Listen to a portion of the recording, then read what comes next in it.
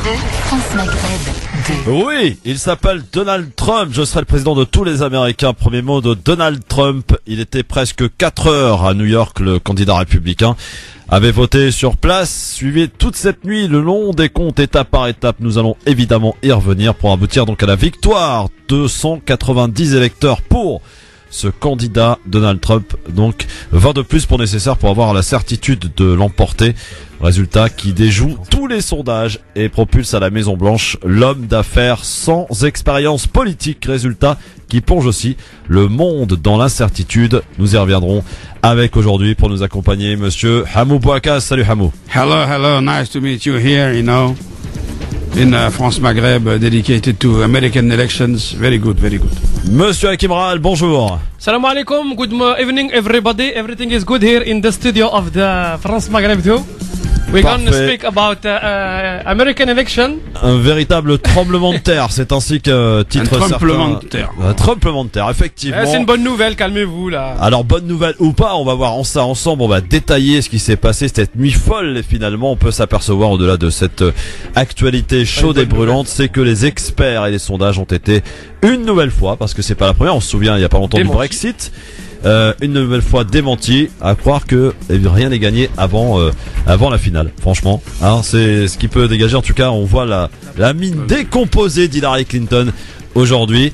Qui a perdu, qui a gagné? On va essayer d'analyser tout cela ensemble. L'avis tranché d'Hamou Bouakas, on va parler de quoi? On va parler justement de ces élections. Et on va parler du fait que ça pose un certain nombre de problèmes au monde et que ça méritera des réactions, et c'est au pied du mur qu'on juge les maçons. Mais ça va, il faut pas non plus verser la larmichette, Hamou, là. Il faut se réveiller, il faut y aller, là. Non, moi je pense que c'est pas une question de larmes. Ouais. Les événements sont neutres. Moi, de mon point de vue, c'est nous qui leur donnons leur couleur. Et c'est vrai qu'on s'attendait pas à cela, et donc il faut en tirer un certain nombre de conséquences pour l'Europe, pour le Maghreb, et pour nous tous, parce que ça a des ondes de choc qui vont loin, et même y compris en France. Hakim, on va parler de quoi? Alors mon avis tranché, c'est quand je vais revenir sur une expérience que j'ai eue lundi dernier.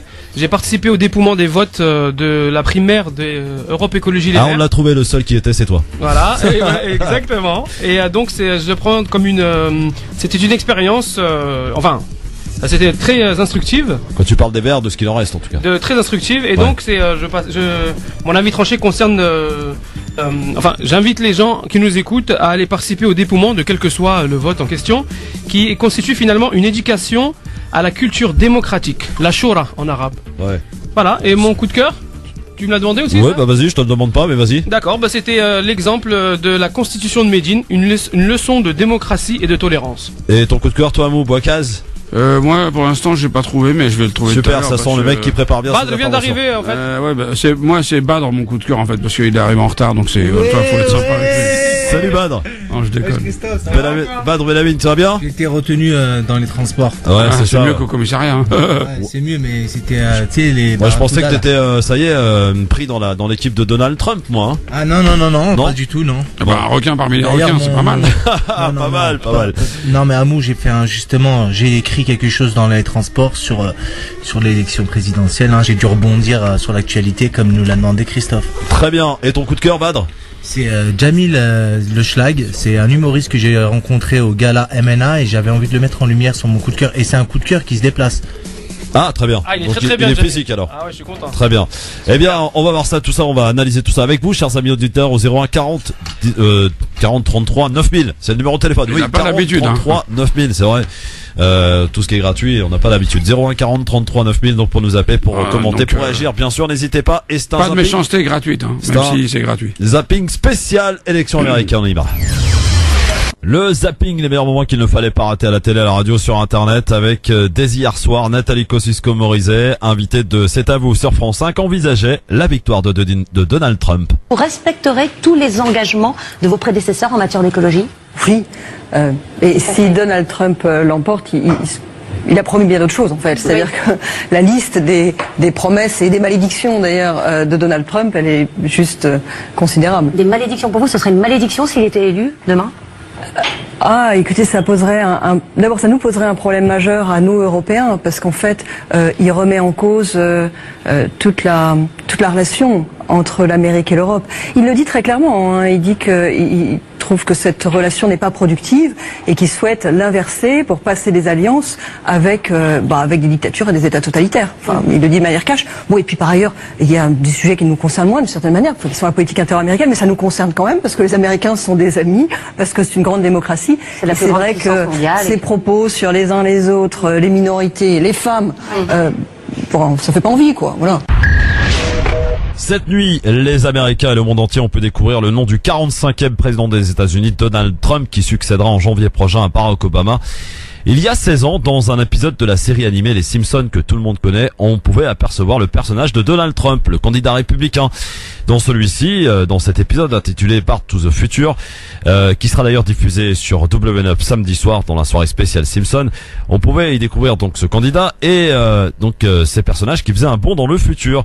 On pouvait y voir notamment Lisa Simpson qui succédait à Donald Trump à l'élection présidentielle américaine. Je vous propose d'écouter un extrait. Hey, hey.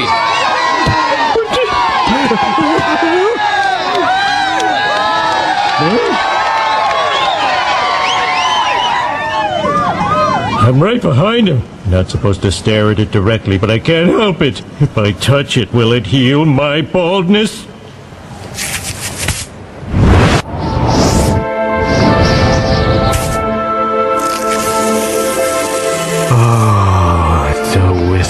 It's a gravity-defying comb-over. I can't believe that this was once on his ass. It's as blonde as a golden marmoset, yet also gray as a long-dead donkey. I'm so jealous of all those booby women he's married. If he paid less than $1 million for it, it's a steal.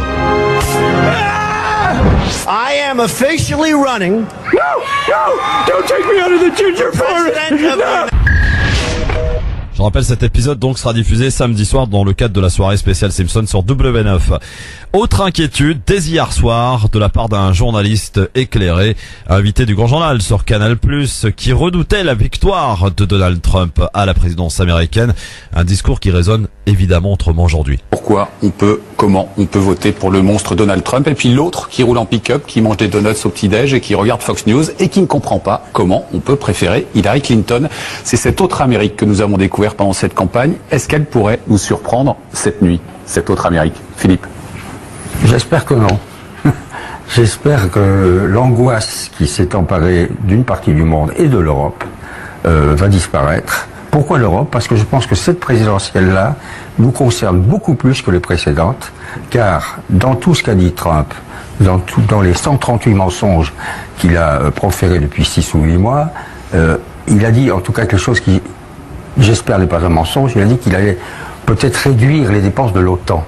Il faut savoir que l'OTAN, depuis 70 ans, c'est le bouclier de la paix en Europe. Et si vous imaginez un instant que Vladimir Poutine ne va pas profiter, si d'aventure et par malheur Trump était président des États-Unis, pour aller faire un tour dans les pays baltes, alors vous ne comprenez rien à l'intervention. Philippe Labro, qui réagissait donc hier soir, invité du Grand Journal, qui redoutait en fait la victoire de Donald Trump. Vous partagez d'ailleurs l'avis de Philippe Labro, mon Bouakaz? Je pense qu'en tout cas, ça nous met dans une situation où les points d'interrogation sont plus importants que les certitudes.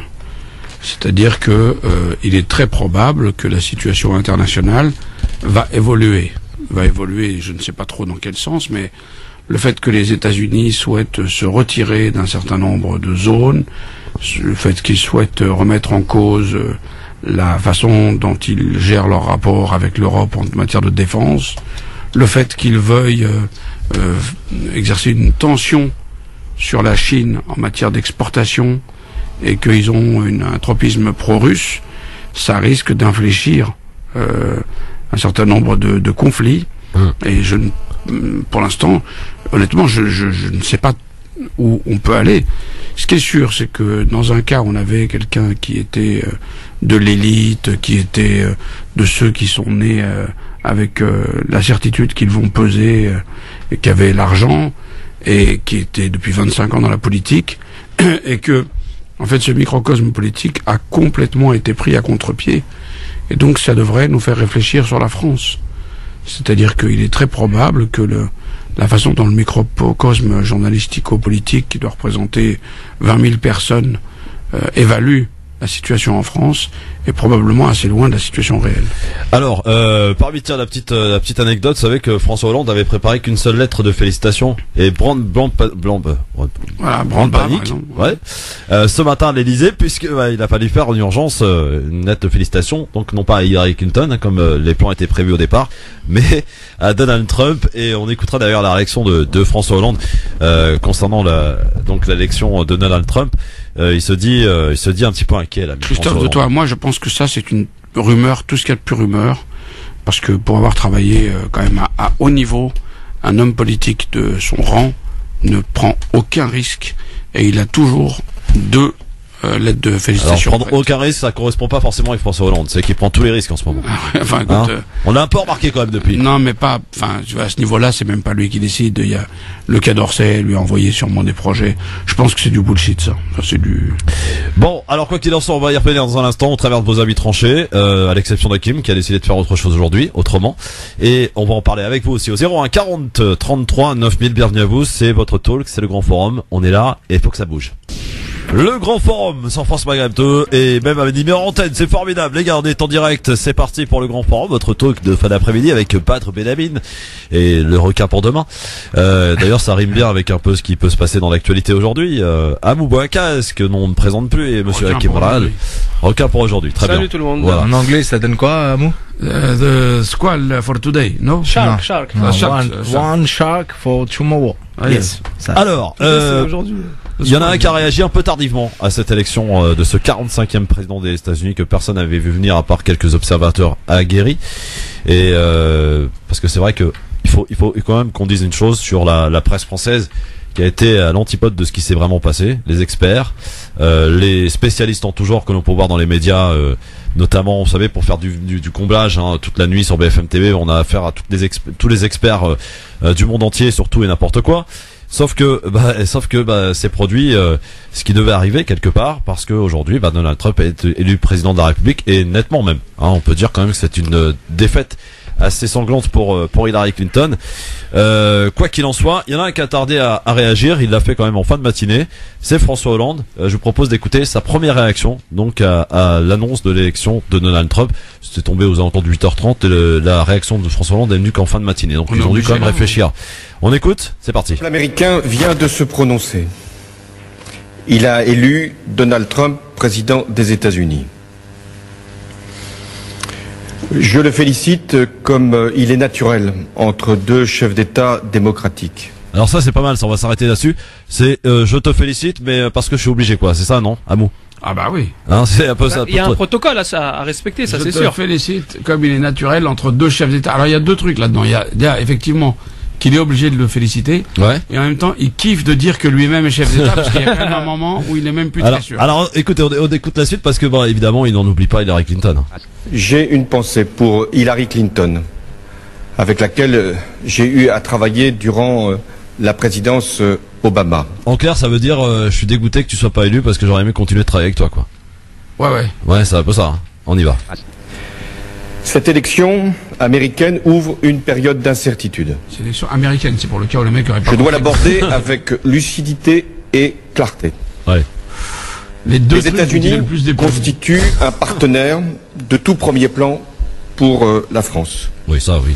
Et ce qui est en jeu, c'est la paix, c'est la lutte contre le terrorisme, c'est la situation au Moyen-Orient, ce sont les relations économiques et c'est la préservation de la planète. Alors, la paix, c'est vrai qu'en matière de paix, on a connu mieux quand même. Cette présence dans 7 conflits mondiaux pour la France, c'est quand même pas mal. Bon, ceci étant, c'était une petite remarque. Sur tous ces sujets, j'engagerai sans tarder une discussion avec la nouvelle administration américaine. Elle entrera en fonction le 20 janvier. Mais je le ferai avec vigilance et franchise. Car certaines positions prises par Donald Trump durant la campagne américaine doivent être confrontées aux valeurs et aux intérêts que nous partageons avec les États-Unis. Alors ça, c'est intéressant. On va s'arrêter là-dessus sur les valeurs et les intérêts que nous partageons avec les Américains. Je le ferai avec franchise. Que veut dire François Hollande? Ça veut dire que j'ai écouté les trucs qu'a dit Trump. Je me sens pas complètement en accord avec ce qu'il a dit. C'est pas dans nos valeurs. Donc, je discuterai avec lui autour d'une coupe de champagne, mais le communiqué de presse, on dira que les relations ont été franches, quoi. Ouais. Voilà. Et il espère en fait nous convaincre que la France a encore un mot à dire, quoi, un mot, enfin pèse encore sur le plan international. Ah oui. Il imagine que François Hollande, président d'un petit pays qui s'appelle la France, va aller donner des leçons à Donald Trump, élu d'un pays première puissance mondiale. Bah il est obligé, sinon personne n'écoute son discours. Ouais. Hakim. Moi, encore une fois, j'ai dit déjà, je voulais rappeler que j'ai invité les Américains à voter Trump. Ouais. Donc par rapport à ça, je suis content. Il y a 4 semaines, un truc comme ça. Là, c'est pas ce que je te demande en fait. C'est réagir par rapport à Hollande. Le dire. Mais ouais. Maintenant, on aura l'occasion de le dire tout à l'heure. T'inquiète pas. Ça veut dire il a eu du pif, tu vois. C'est-à-dire lui, il était pas. Attends, c'est pas fini. Tu vois, il a pas fait l'école journaliste. Et maintenant, quand François Hollande dit, on va se mettre à table, on va se mettre d'accord. Moi, il me fait bien rire. Parce que c'est de notoriété publique, la France, comme pour reprendre la phrase de De Gaulle, c'est les marionnettes des États-Unis. Donc il est bien gentil avec toutes les bourdes qu'il a fait avec de journalistes, avec son livre. De toute façon, il essaie de profiter pour parler parce qu'il a fait pas mal de sorties sulfureuses, notamment avec le témoignage là, des journalistes là, où il a dit des secrets d'État, il a révélé. Donc il essaie un petit peu de faire bonne figure. Mais personne ne le croit en fait. La France, elle suit de manière disciplinée la feuille de route des Américains. Et Badr. Bah, en fait, excuse-moi Christophe, j'interagis avec une personne via mon téléphone c'est une personne dont je tairai. Non, pas du tout. Ça concerne la team du Grand Forum. Ouais. Donc une sorte de proposition de mariage. Ah ouais, carrément. Rien que ça. Bon, très bien. C'est intéressant. Bah, c'est très bien. Donc, mais concernant François Hollande, comme tout à l'heure a dit Hakim ou Amou, c'est suivre le protocole, féliciter une personne avec qui on va travailler encore quelques mois, on va dire 2-3 mois, parce que Hollande, il va c'est vrai, il arrive à la fin. Voilà. Ouais. Il y a une différence entre travailler avec et travailler pour. Oui, mais c'est voilà, c'est faire bonne figure. Alors, on écoute la suite parce qu'elle est intéressante quand même, cette petite déclaration de ce matin. Et l'amitié entre nos deux peuples et notre histoire commune, nous y aiderons. La France poursuivra également la coopération transatlantique, sans concession et en toute indépendance. Ce nouveau contexte provoqué par l'élection américaine exige plus que jamais que la France soit forte et qu'elle prenne ses responsabilités partout dans le monde, comme je l'ai fait depuis 2012. Alors ça c'est pas mal, ça mérite qu'on s'y arrête. Vous êtes d'accord avec ça là? François Hollande, il a assumé ses responsabilités depuis 2012 pour assurer une France forte? Rien. Il n'a rien assuré du tout. Il a assumé quoi? En fait, il a mis la France dans une situation il est en train de parler de l'international. où elle a perdu toute crédibilité auprès de tous les pays étrangers. Personne ne comprend rien à sa diplomatie. Et voilà. Je pense qu'on est aux antipodes de ce qu'il aurait fait. Vivement qu'on s'en débarrasse, un mot, franchement. Bah, de toute façon, lui ou un autre, tu sais, ça changera pas. Mais tu vas voter, toi? Bah, je partage le même avis que toi. Est-ce que tu vas voter? Parce qu'il y a une campagne là, de pub qui s'annonce via France Maghreb 2, tu sais, on va inciter les gens à aller voter. Moi, je demande aux gens de s'inscrire sur la liste électorale. Après voter, mais je n'exclus pas. Si tu t'inscris, c'est pour voter. Non, justement, moi, je me dis que peut-être, à un moment donné, il faudrait qu'on se compte sur un mot d'ordre. Par exemple, on pourrait tous décider de voter pas de justice, pas de voix. C'est-à-dire? On met du papier, tu prends, pas de justice, pas de voix. Pas de justice, pas de voix, et tu mets dans l'urne. Bon, mais par contre, si on est. Mais il y aura quand même, ça compte pas, comme dit. Là, ce que vous êtes en train de proposer, c'est une logique de perdant, en fait.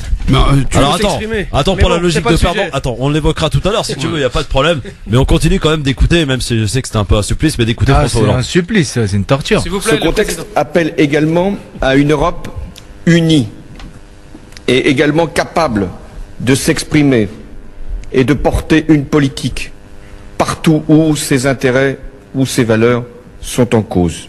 Je pense à la liberté, à la dignité, à la cohésion sociale, à la lutte contre la pauvreté. Enfin, des leçons sont forcément tirées de tout scrutin.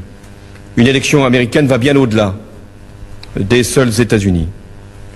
Et cette élection vient après d'autres scrutins. Nous devons regarder en face cette situation et là encore prendre conscience des inquiétudes qui sont provoquées par les désordres du monde, dans tous les peuples, y compris le peuple américain, première puissance du monde. Alors, nous devons trouver les réponses. Elles sont en nous et elles doivent justement être capables de dépasser les peurs, mais aussi de respecter les principes qui nous fondent, la démocratie et le modèle social. Plus que jamais, cette élection nous conduit à prendre les responsabilités qui doivent être les nôtres, celles de la France et l'Europe étant l'instrument, le cadre même de ce que nous avons à faire, la France d'abord, la France en toute indépendance et l'Europe avec elle. Eh ben dites donc, si vous avez compris quelque chose, moi j'ai rien compris. En tout cas, il nous révèle que c'est quand même pas un grand orateur. Hein. Ouais, moi, j'avais pas réécouté. C'est d'un ennui. C'est d'un ennui. Il nous a dit que 2 fois il prenait ses responsabilités. Si tu les prends, tu le dis pas. Ouais. Déjà. Et après, la France d'abord. Ça me rappelle Le Pen, ça. La France d'abord. Ouais, pour dire l'Europe. Après, il a fini par. Alors c'est bizarre.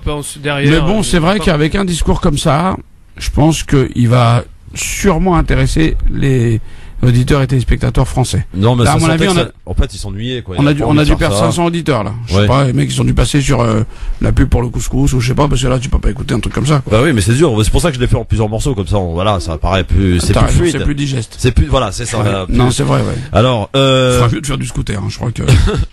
Rue du Cirque? Ouais. C'est bien le cirque, en tout cas, dans le monde. C'est parti pour les avis tranchés.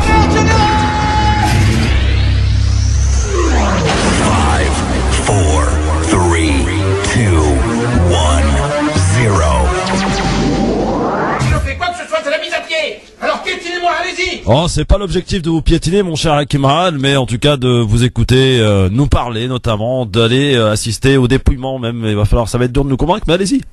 Bah en fait, retour sur mon expérience de lundi dernier, j'ai été invité par un ami à rejoindre le dépouillement des votes pour la primaire de Europe Écologie Les Verts. Donc ça se passe pendant toute la journée. Donc on reçoit à peu près. Il y a eu pas grand chose. C'est vrai que c'est un petit parti. Hein. Hakim, je te connaissais pas écologiste, moi. Attends, je termine. On ne coupe pas pendant les avis tranchés, s'il vous plaît. On se tait. Voilà. Non, en fait, je te parle du dépouillement. Peut-être un dépouillard. Le dépouillement des voix, en fait, c'est une manifestation donc de la démocratie française. Donc c'est une expérience qui permet à la fois de comprendre comment fonctionne la démocratie, hein, et en même temps qui va manifester l'importance du système démocratique, on pourrait dire ça, hein, donc ce qu'on dit démocratique, ou encore en arabe on appellerait ça shura, à savoir c'est lorsque le peuple s'exprime lors de l'assemblée sur des sujets qui le concernent. Donc alors bien comme tu l'as dit au début, Christophe, c'était drôle pour me dire que tu étais l'un des seuls à être là-bas. Effectivement, non, j'étais pas seul, il y avait beaucoup de gens, mais c'est vrai que j'étais le seul d'origine maghrébine. Voilà, donc c'était amusant de voir qu'en fait on n'est pas du tout, mais alors là pas du tout concerné par pas simplement je vais dire la politique, mais aussi par le système, la structure à l'intérieur des partis démocratiques. Alors que, à mon sens, le parti des écologistes, c'est le parti le plus universel en France et celui qui dit le plus la vérité. Le plus universel parce qu'il transcende et il va au-delà du clivage gauche-droite. Donc la droite, c'est, je vais résumer de manière vraiment grossière, c'est de placer le profit, la croissance au centre de la réflexion. Et de côté gauche, c'est de placer, on va dire entre guillemets, hein, par rapport à ce qu'on nous a servi aujourd'hui, la lutte sociale. Donc l'émancipation, on va dire sociale, mais en réponse justement au capitalisme. Or, l'écologie, de ce que j'ai compris, hein, c'est autre chose. C'est préserver le vivant, préserver la planète, c'est sauver les êtres humains, s'enquérir de la santé des hommes, des animaux, de l'environnement, qui sont des causes qui rassemblent tout le monde. Et à ce moment-là, parce que ce qui fait le dénominateur commun entre les gens de tous bords politiques, c'est bien évidemment qu'ils soient des êtres humains. Donc c'est vrai qu'il est raillé, Christophe, comme tu l'avais dit tout à l'heure, les gens se moquent de Europe Écologie Les Verts, parce que, de ce que j'ai pu comprendre, parce que je savais en allant là-bas que c'était un tout petit parti, et il n'y avait que 13 000 participants, mais ils sont organisés et ils ont participé à la primaire, donc il y a élu Yannick Vadot, Yannick Jadot, pardon, oui. J'étais pas, hein, mais bon. Non, c'est Jadot, oui, très bien. C'est Yannick Jadot, donc c'est l'ex-président de Greenpeace. Donc c'est un voilà, donc c'est un jacasse. Voilà, ce que j'ai retenu et la leçon que je voudrais partager avec les auditeurs aujourd'hui. T'as été avec un t-shirt un requin pour demain ou pas? Non, pas du tout. C'est ce que je voudrais partager avec les auditeurs aujourd'hui, c'est de sensibiliser les auditeurs à aller participer à un dépouillement pour qu'ils comprennent la valeur et le système démocratique français, qu'ils comprennent qu'en fait on est dans purement et simplement en train de manifester quelque chose qui a été prôné déjà il y a 1400 ans, c'est-à-dire la shura, la concertation du peuple pour qu'il puisse donc s'exprimer sur ce qu'il a envie, ce qu'il a besoin. Donc encore une fois, je le répète, l'expérience du dépouillement est une éducation à la démocratie. Ça pourra solutionner c'est des gens qui ne comprennent pas encore, des Français d'origine maghrébine et des Français musulmans également, que c'est important de participer à la vie politique de là où on vit. Voilà. L'avis tranché de Hakim Rahal, réaction à Mou, je te voyais un petit peu. L'avis tranché d'Hakim Rahal, j'aime beaucoup. Tranché par Badr. Mais non, pas du tout, mais j'aime beaucoup tout ce que tu as dit, ça rejoint mon avis tranché à moi, mais qui dresse un portrait beaucoup plus sombre que celui d'Hakim, mais sombre, c'est-à-dire sombre de quoi? Sombre, par rapport à quoi? Beaucoup moins optimiste. Par rapport à quoi? Par rapport à ce que tu viens de dire, par rapport à qu'il faut préserver la terre, la biodiversité. Ah oui, parce que c'est pas le discours. S'unir, oui. Et voilà, autour de ça et pas autre chose. Parce qu'en fait, les médias, étant donné qu'ils ils ont une orientation politique qui est grosso modo bleue ou rouge, donc droite ou gauche. Pilule bleue ou pilule rouge. Voilà, les écologistes, ils sont méprisés et ils sont ridiculisés. Or, exactement. Pour les Français musulmans, l'écologie, donc qui est de préserver le vivant, c'est plus proche justement de leur éthique et dans leur mode de pensée, en fait, l'écologie. Eh ben, mon petit Hakim, c'est beau comme du François Hollande, hein. Franchement. Non, pas, Amou, là, je suis obligé d'intervenir. Non, c'est-à-dire. Non, là, c'est on termine. On va laisser répondre. On va se le faire. Tu vas faire un dépouillement. Juste un dépouillement. De 13 000 voix, et tu vas t'enthousiasmer en nous expliquant que, les écolos, ils sont ni de gauche ni de droite. Mais je vais t'expliquer un truc. Les écolos. Non, ça, je savais qu'ils étaient ni de gauche ni de droite avant le dépouillement. Absolument, focalisés sur les mandats. Tu n'as qu'à regarder comment ça s'est passé depuis 2012. La moitié des écolos se sont barrés pour former une force autonome, qui pour être ministre, qui pour rester sénateur, qui pour rester député. Et quand un écolo n'est plus élu sur sa famille écolo, il émigre au PS pour de nouveau avoir un mandat. Donc là, tu parles de carriérisme politique, là. C'est plus du carriérisme politique. Non, mais c'est dont tu parles. Moi, je parlais pas de ça. Ouais, mais en fait, le dépouillement pour lequel c'est un exercice démocratique, en fait.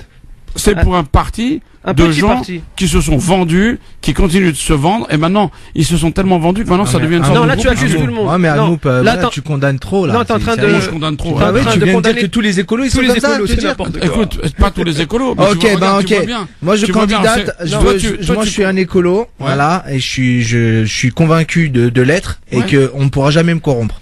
Donc tu me pourras me ramener un mandat. Tu seras jamais sur leur liste. Oui, je le sais bien, mais voilà, tu peux parler de. C'est-à-dire, il sera jamais sur la liste. Parce qu'en fait, pour que tu sois élu dans ce genre de parti, il faut que tu sois corruptible. Mais qui te dit que je ne vais pas créer dans les années à venir avec Hakim ou avec d'autres membres de l'équipe une sorte de consortium pour justement pour changer les choses. Ouais, ok. Voilà. Non mais ok, t'es super enthousiaste. Non, mais moi je veux dire, attendez les gars. Vous me faites marrer. Amou, créer une force, ça va pas de soi. Non, c'est pas comme ça. Déjà en fait, quand on peut être à la genèse. Inch'Allah, mais tu vois, le jour où il y aura un truc qui allez-y. Mais moi, mon expérience, c'est que quand on est deux, on fait une assoce. Quand on est trois, on fait une scission. Alors oui, Amou, toi, t'es en train de parler parce que t'es au Parti Socialiste, c'est ça, j'ai compris. Enfin, tu partages les idées socialistes. Ouais, mais c'est ça, en fait. J'ai été membre du PS pendant un certain temps. En combien de temps t'as été membre du PS? J'étais membre du PS de 2002 et j'y suis toujours membre. J'ai toujours membre. D'accord. Oh, Zar, citoyen. Tu l'as chanté celle-là aussi? T'es ouf, toi. Tu t'es fait avoir. Alors, on enchaîne, messieurs. Après, c'est son avis, hein. Voilà. Ah, c'est son avis, mais on lui a pas demandé non plus, hein. Ce que je veux dire, si, je lui ai demandé, justement. C'est ce que t'as pas compris, je lui ai demandé, d'ailleurs. Ouais, c'était l'avis d'Hakim que t'avais demandé. C'est ça, en fait. Ouais, mais j'ai demandé la réaction d'Hakim. Bon.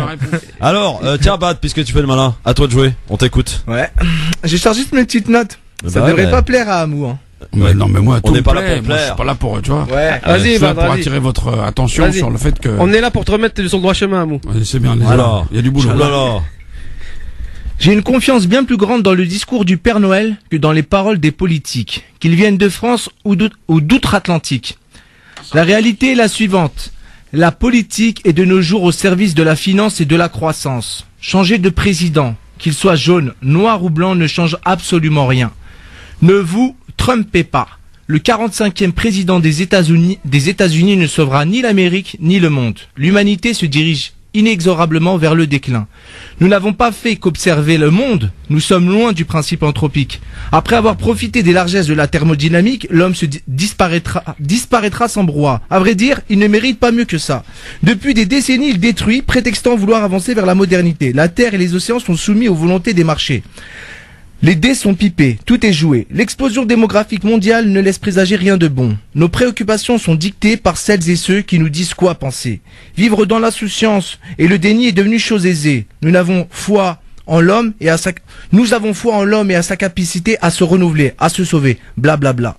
Pensez-vous sérieusement qu'un être qui a exterminé les 3/4 de ses vertébrés en moins de 50 années puisse un jour vous sauver? Celui qui pille sans même se soucier de l'après. Il n'y a qu'à voir le taux d'obésité dans le pays de la liberté. Tous ces Américains, tous ces Européens avides de pâte à tartiner, pendant qu'à Bornéo les animaux sont en train de déguster. On nous cache habilement la vérité, et quand bien même elle nous est livrée, nous nous empressons de la contester. Les gens sont drogués, annihilés. Morpheus le disait. Certaines personnes sont si dépendantes du système qu'elles vont jusqu'à se battre pour le protéger. Je ne vais pas faire de mon avis tranché une envie de diarrhée. Je n'ai pas la panacée, simplement une immense envie de tout changer. Mes amis, la politique, c'est de la finance déguisée. Rien ne changera. Les inégalités resteront inchangées jusqu'à ce que la Terre ait fini de respirer. Badr Belamine, dans le métro. Ouais. Alors, c'est bien, c'est un avis tranché en rap et tout, ça, hein? C'est bien. Amou, il a dit c'est bien, mais le problème c'est que tu devrais fournir la pilule de cyanure, parce qu'à présent on se fout en l'air, quoi. Ouais, voilà, mais parce que en fait j'étais chaud parce que je pensais à Kerry James demain qui vient, t'as vu, ça m'a inspiré, t'as vu, je me suis dit je vais écrire un truc comme ça. Il vient où, Kerry James? Bah t'es pas au courant, Amou? Non, personne ne me dit rien, moi. Amou, t'es pas au courant? Personne ne me dit rien parce que je me suis déconnecté de votre liste là. Personne ne me dit rien. Mais voilà, c'était pour voilà. Donc qu'est-ce que vous avez pensé de mon avis tranché? Il est trop bien, il est de la balle, sauf que moi je voudrais pas me foutre une balle, tu vois. Ouais. Donc t'es encore optimiste alors? Ah, moi je suis optimiste, mais si tu veux, sur le diagnostic, sur le plan de l'environnement, je suis à 100% d'accord avec toi. Bah merci à moi. C'est-à-dire que la question, mais je suis d'autant plus d'accord que normalement le rôle de ce fameux parti écolo, c'était de créer le rapport de force pour essayer de lutter. Qu'est-ce qu'ils ont fait? Rien du tout. Ils ont été compromis. Ils se sont gavés. Ils ont été la valeur d'appoint d'un certain nombre de partis. Alors si tu me dis demain, ils sont 13 000, nous on est 5 millions, on encercle le parti des Verts, on le prend. Là, je te comprends. Ouais. Ça m'intéresse. Mais c'est le but. C'est le but. Mais non, c'est le but. Vous n'êtes pas d'accord. Tu verras. Vous n'êtes pas d'accord. C'est le but. Non, mais c'est le but. Tu verras. Amou, attends. T'as vu Bad Belamine qui est à côté de toi. Tu verras. T'inquiète pas, on va changer les choses. Non, parce que ça va, je vous trouve bien optimiste.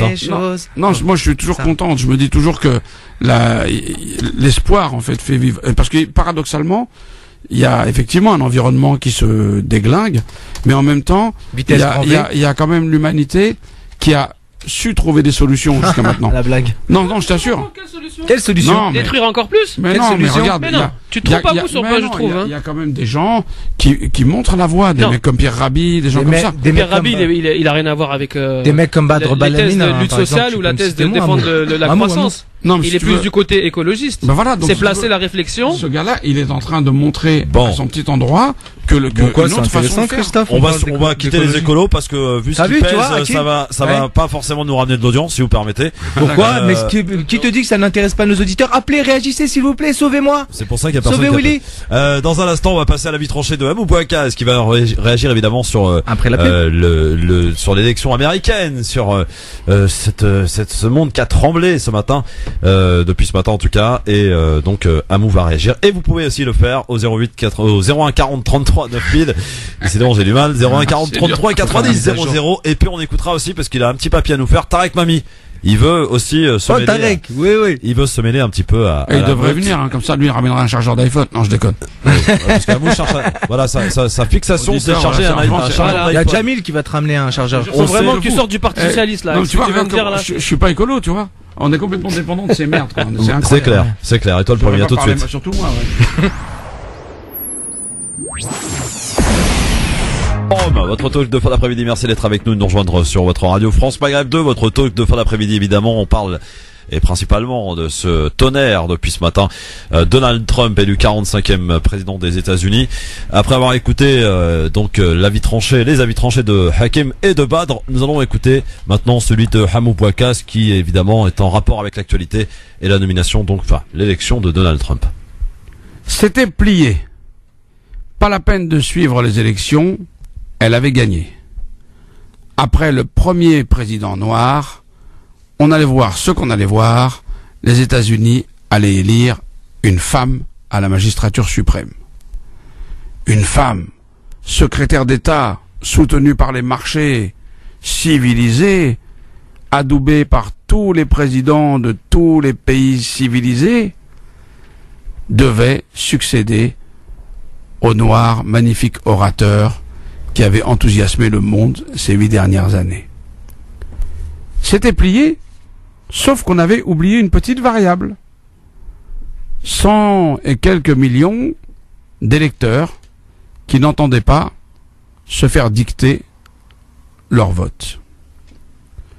Il était islamophobe, il était anti-européen, il était misogyne, il ne préparait pas ses dossiers, il semblait ne rien connaître à la politique, et il sera pourtant le 45e président des États-Unis.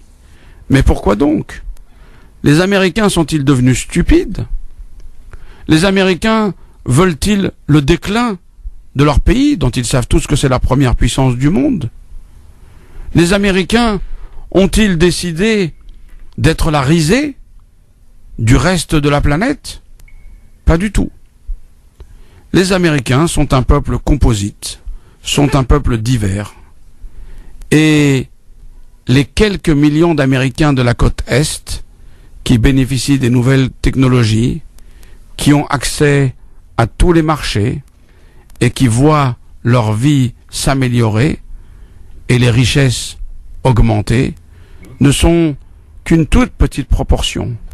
Pour le petit blanc du Middle West, pour le noir qui vient de perdre son fils par une balle d'un policier, pour tous les déclassés, il y a bien longtemps que le rêve américain a tourné au cauchemar.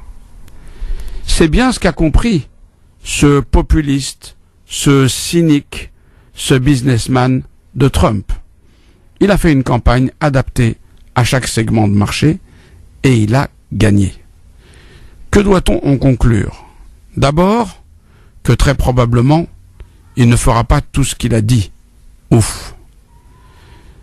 Ensuite, que s'il fait tout ce qu'il a dit, la situation internationale sera intenable, sauf si enfin, la France, l'Europe et le Maghreb et le monde arabe, qui est sa zone de profondeur stratégique, se décident à réfléchir sur ce qui les rapproche, se décident à trouver le moyen de poser les véritables enjeux d'un 21e siècle vivable. La balle est dans le camp de la France, de l'Europe et des pays arabes. Trump pourrait bien être la meilleure des choses qui puissent nous être arrivées. Si le pire n'est pas sûr, il reste néanmoins probable. Soyons vigilants. Ça c'est de la vie tranchée, hein, messieurs dames. C'est Hamou Bouakas à l'instant sur France Maghreb 2. Tu sais, en t'écoutant, j'avais presque envie d'écouter François Hollande ce matin réagir comme ça, de cette manière. T'imagines? Ouais. C'est pour ça qu'il est à l'Elysée et que moi je suis à Belleville, quoi. Voilà, écoute, à chacun sa place, hein. Mais bon, peut-être un jour. Ouais, Inch'Allah. Ose espérer. Bien, moi, tiens. Quand plus personne ne sait où aller, faut mieux confier les clés à un aveugle, hein. Nous on a l'habitude, hein. On est plus à ça près. Changer de base avec Bouakas. Vous êtes prêts ou pas? On y va? On a trouvé le slogan, dis-donc. Badr, il a l'air chaud, Badr. Moi je te donne le ministère de l'Environnement. Moi direct je le prends. Tu vois? Direct. Hakim, je te file la jeunesse et l'éducation. Ouais, pas mal. Ouais. Christophe, l'information, la communication. À qui tu donnes les sports? Tariq Mami, je mets chef du protocole et conseiller spécial. Et la défense, c'est qui? Le militaire? La défense, c'est une très bonne question. Yasser, moi je dis Yasser. Je veux pas, je les connais pas, mais on verra. En tout cas, s'il y a des ministres. Non, mais qui tu prends comme Premier ministre? Comme Premier ministre, je prends une femme. Tiens, Rokhaya Diallo, je prends. Ah ouais. Non, Bouchra. Je connais pas Bouchra. Ah bah. Non, Rokhaya, je prends. Ça, c'est bien. Ouais. Bah, écoute, alors Hakim et Bad sur la vie tranchée de alors moi j'ai beaucoup aimé lorsque tu dis que la balle est à la fin, lorsque tu dis la balle est dans le camp de la coopération entre la France et ses voisins, pas européens cette fois-ci mais nord-africains. Voilà, ça j'ai retenu ça. Effectivement, on a affaire à Trump qui est de tout ce qu'on a compris à travers ses discours, il est plus pour le protectionnisme, l'isolationnisme. C'est un homme d'affaires. Il cherche le bénéfice, l'intérêt pour les États-Unis à l'intérieur surtout. Il n'est pas aussi va-t-en-guerre européen. Du moins, il l'avait pas autant exprimé que Hillary Clinton, qui est là en politique depuis plus de 20 ans, qui a des propos tout à fait virulents et dangereux, je devrais dire. Hillary Clinton concernant les conflits armés. Lui, non. Lui, c'est comme si on a l'impression que la guerre, ou du moins le discours belliqueux, il va s'atténuer, voire s'estomper. Bon, je suis pas naïf à ce point-là quand même, mais ça va laisser respirer davantage les peuples beaucoup moins puissants. Pour exemple la France, je le prends directement, pour se rendre compte que la guerre à tout prix, la recherche de la matière première, encore une fois finie, pour reprendre les propos d'Israël Berken, n'est pas la seule vocation du système dans lequel on vit, mais au contraire, savoir coopérer avec ses voisins les plus proches, des voisins nord-africains, qui restent la porte ouverte de l'Afrique. Qui est-ce qui parle de la matière première finie? Qui la remet en cause, c'est Idriss Aberkan. Idriss Aberkan, voilà. Moi, big up pour Idriss Aberkan que je mettrai. J'attends avec impatience de le recevoir à la radio. En même temps. Excuse-moi. J'attends de le recevoir à la radio. C'est un ami je peux réagir moi sur la vie de vas-y, Bad. En fait, je vais pas faire un concert de louange pour Rameau, mais j'apprécie son avis tranché parce que c'est un véritable avis tranché. Et il y a pas plus tard qu'il y a 30 secondes, il nous a sorti un grand récital de conteurs. Et j'aime beaucoup les conteurs. Il a pas eu besoin de notes, il a fait ça tout de suite et ça c'est un vrai avis tranché et je m'inspire de ce genre de personnage, j'aime beaucoup. Ah ça y est les fans, ça y est. Ouais. Autre réaction, celle de Tarek Mami qui est avec nous. Bonsoir. Tu vois ce que c'est qu'un vrai éditorial, ça, tu vois, c'est un vrai journaliste. Tarek, il va te montrer comment ça marche. Bonsoir Tarek.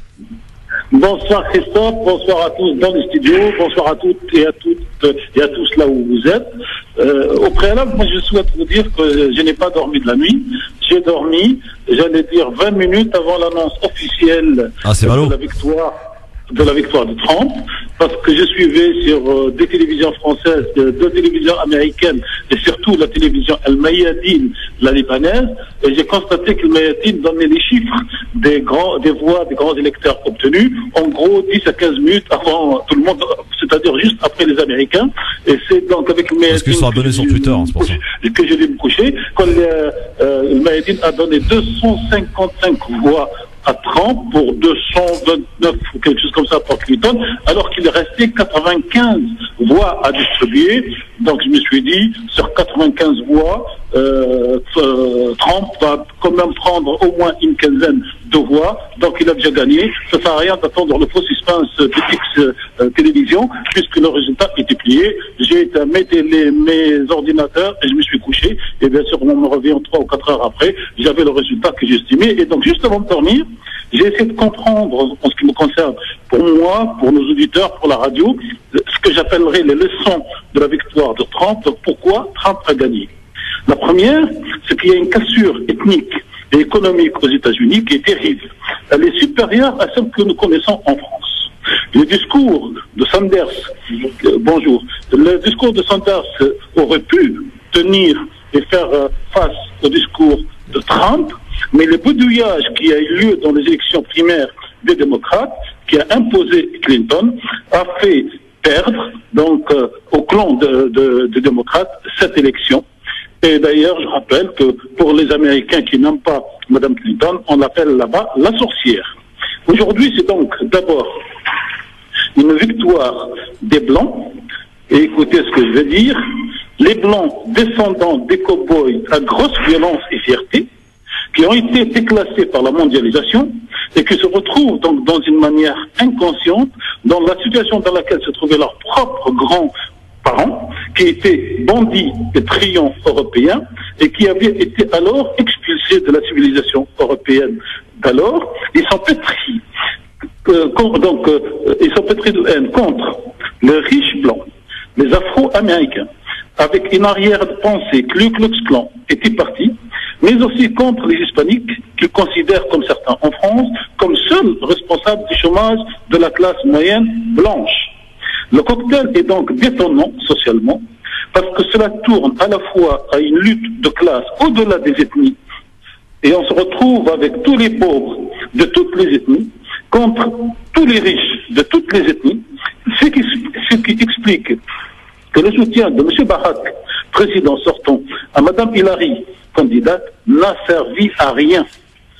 Effectivement, il n'a servi à rien parce que quand on commence à regarder le détail, ce que beaucoup de journalistes français ne font jamais, pour regarder qui a voté pour qui, on va être saisi d'un vertige extraordinaire. Et pour faire simple, en plus de la classe moyenne blanche déclassée, Trump a recueilli en gros à peu près 40% des voix chez les latinos qui l'insultent, chez les noirs américains qui l'insultent, et surtout chez les femmes qui l'insultent également. Il s'agit donc, à mon sens, d'une révolution mentale, entre guillemets, des Américains qui voient leurs rêves américains s'éteindre, en tout cas en ce qui concerne leurs enfants dans leur pays. C'est donc une sanction en direct d'une peine installée par l'establishment et la classe sociale élevée aux États-Unis. Cette classe sociale est élevée en économie et elle est composée d'hommes politiques, de banquiers, d'artistes, de manias de la presse, de la télé, des divertissements et des hauts gradés de l'armée et des services et des vendeurs qui y trouvent leur propre intérêt.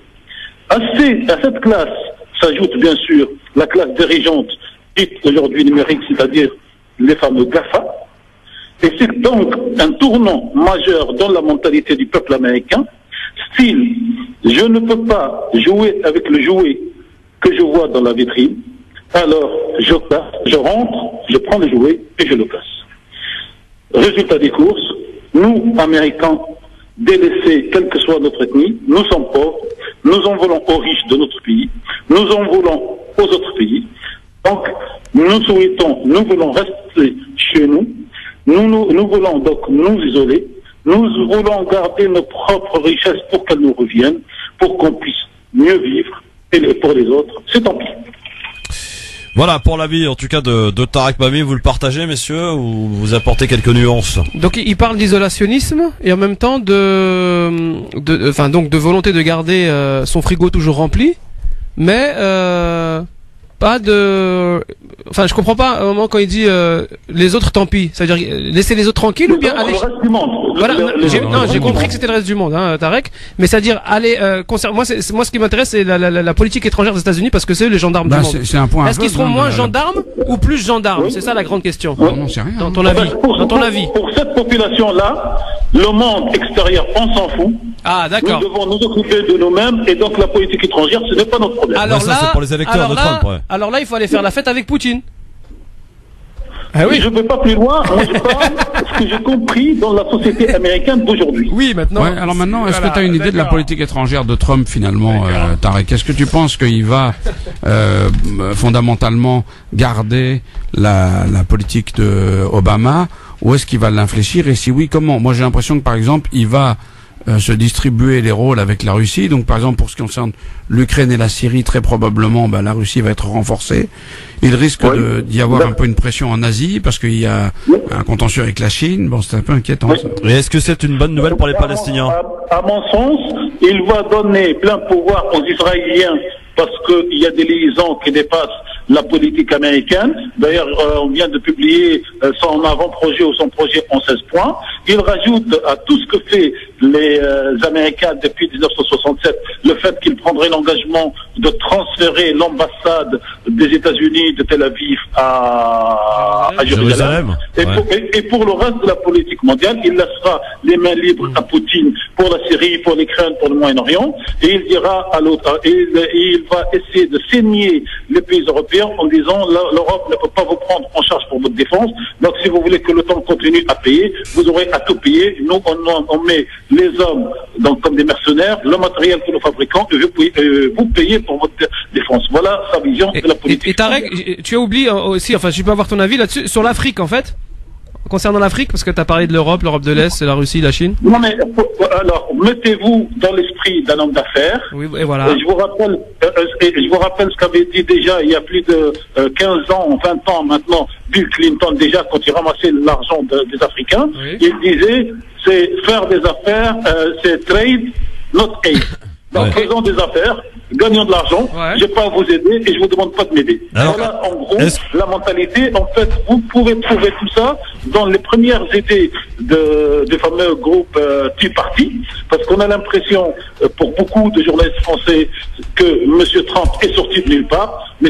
Trump est dans cette vision du monde depuis une trentaine d'années, et sa force aujourd'hui, et beaucoup d'Américains le disent, c'est que lui, pour faire sa campagne, il a pris son propre argent de sa propre caisse, et donc il doit rien à personne, alors que Mme Clinton a pris des engagements vers l'Arabie Saoudite, vers le Qatar, voire vers le Maroc, vers tous les pays que lui ont donné l'argent directement et à travers la fondation de son mari. Donc quand tu réponds à la question concernant l'Afrique, c'est we here to do business and not to aid. On est là pour faire des affaires et pas pour aider. Ah bah là finalement c'est une très bonne nouvelle à l'égard et à l'intention du continent africain, de l'Afrique du Nord, le Maghreb jusqu'à la pointe de sud, c'est qu'ils se prennent en main eux-mêmes et qu'ils sortent de l'assistanat. Ouais, enfin, sauf que bon.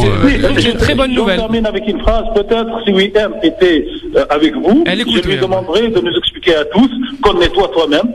Et Trump s'est mis dans cette position psychologique, connais-toi toi-même pour connaître tes besoins, tes envies, et le reste, tu agis en conséquence. Dernière question, Tarek, est-ce que c'est une bonne nouvelle pour les Palestiniens? Je pense que non, hein. Non. Très mauvaise. Très mauvaise nouvelle. L'un ou l'autre, de toute façon, la nouvelle, ça serait la même. J'ai un échange avec Christophe ce matin et avec d'autres, et je leur dis, le seul dossier international qu'il va gérer en propre et garder en propre pour 1001 raisons sur lesquelles nous pouvons revenir, c'est la question donc palestinienne, et il dira même que les Palestiniens n'auront aucun État tant qu'ils n'auront pas accepté toutes les conditions mises sur place par les Israéliens. Donc ça c'est clair et net. Mais à la limite, quelque part, moi je préfère quelqu'un qui dit des choses comme ça contre lequel on doit se battre que la politique et la diplomatie américaine depuis 67 qui fait exactement ce que dit M. Trump, mais qui le fait avec une hypocrisie. Par exemple, M. Trump, il dit quand je serai président,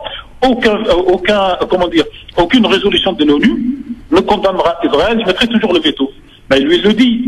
Sauf que les Américains le font depuis 67. Ah bah, voilà aussi. Tarek, j'ai une question, moi. Vous avoir un adversaire, voire un ennemi dont vous connaissez la stratégie parce qu'il l'a dit, que M. Obama, qui est venu faire un tour pendant 8 ans, et je ne sais pas si vous savez, il y a la création d'un nouveau groupe de jeunes noirs qui s'appelle les Black Matters, qu'il a reçu, ils lui ont dit ces 4 vérités dans son bureau. Il lui a dit, vous êtes noirs, mais vous n'avez rien fait pour les noirs depuis que vous êtes président, donc vous êtes noirs riches, comme les blancs riches, comme les juifs riches, et donc on ne vous reproche pas ta couleur ou ta confession, on te reproche ton appartenance de classe sociale qui n'est pas là. Alors Badr, une dernière question pour Tarek. Tarek, je voulais savoir, est-ce que tu sais où se positionne Donald Trump au niveau de l'environnement, de l'écologie, vu qu'on en a parlé? Il est contre.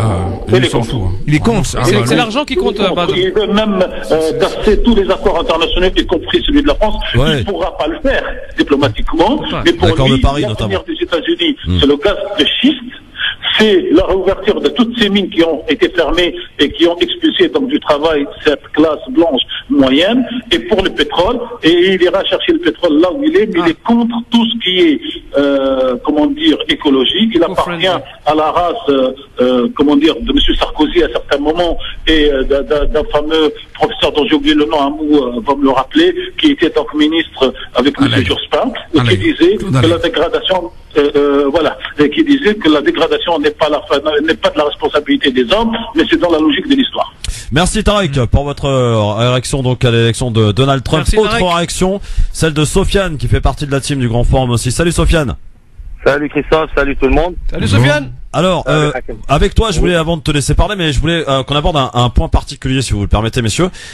Au-delà de l'élection présidentielle et donc de la victoire de Donald Trump aux États-Unis, est-ce que cette victoire de Donald Trump peut avoir des conséquences sur les futures élections en France? En premier lieu, la primaire de la droite. Sofiane. Oui, moi personnellement, je pense que le Premier ministre italien, l'ancien Premier ministre Enrico Letta, il avait dit aujourd'hui que ça ressemblait à la chute du mur de Berlin. En 89, et d'ailleurs c'était un 9 novembre d'ailleurs, jour pour jour. Hein. Tout à fait. Drôle, alors, il l'a représenté de cette manière-là pour dire que les conséquences de ce tremblement de terre que vient de subir les États-Unis aura des conséquences sur la planète entière. Ouais. On parle de la plus grande puissance au monde. Et maintenant, pas seulement sur les primaires en France, c'est sur le système européen aujourd'hui. Quand on entend François Hollande, il insiste sur l'Europe. Il n'a pas compris que c'est un mouvement du peuple qui est c'est un mouvement qui est en place et qui va même va toucher ici l'Europe. On va pas être étonné de voir Marine Le Pen. On a vu déjà le Brexit avec Nigel Farage, nous avec Pepe Grillo en Italie. Ces mouvements populistes, ils sont capables demain d'arriver au pouvoir. Et surtout quand on voit que les médias ou la masse de propagande des élites ne marche plus. Quand vous voyez aux États-Unis les 200 grands journaux, ils étaient à 99% avec Hillary Clinton. Ouais. Tous les instituts de sondage, Wall Street, quand vous avez un sondage pour Trump, vous avez Wall Street, la bourse qui était en chute. Si vous avez Clinton en plus, vous avez un rebond au niveau de la bourse. Ils ont tout joué pour avoir une élection d'Hillary Clinton. Ils ont bidouillé un peu les primaires au niveau démocrate pour écarter Bernie Sanders. On a bien vu que l'élite, quand on appelle l'élite ou les populistes appellent l'élite, ils ont tous misé sur Hillary Clinton. Et il y a un échec. Donald Trump, il représente un peuple. Et ça donne un espoir vraiment réel à tous les mouvements populistes en Europe.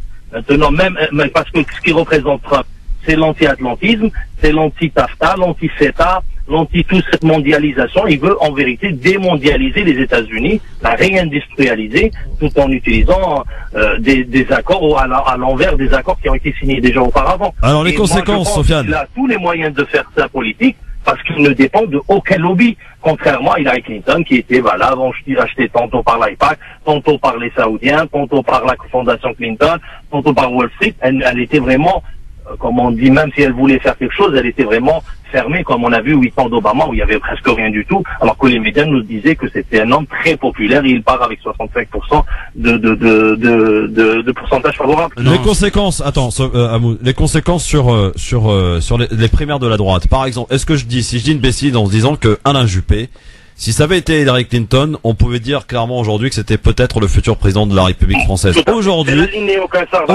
la ligne néoconservatrice a perdu aujourd'hui. Aujourd'hui, Trump a été élu. Est-ce que ça peut avoir des conséquences sur la primaire de la droite, sachant, et vous l'avez peut-être observé quand même, la remontée spectaculaire de François Fillon.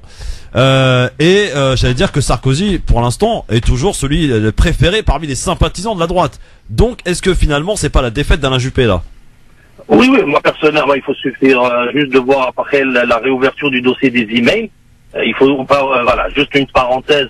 L'affaire des emails n'a pas été clôturée, mais par contre l'affaire de la fondation Clinton c'est toujours en cours, qui montrerait que Monsieur Trump aura cette arme entre les mains pour imposer un agenda bien particulier, parce qu'avec les emails et l'affaire des emails, la fondation Clinton, il peut mettre Hillary Clinton et son mari, une bonne partie de l'administration Obama en prison. Mais c'est un élément pour dire que sa politique va être appliquée, moi à mon avis à 80%. Et surtout, il faut pas suivre les analyses parce qu'ils sont joués, ils se sont trompés sur tout. Alors, deuxième chose, sur les primaires en France, c'est très tôt pour parler.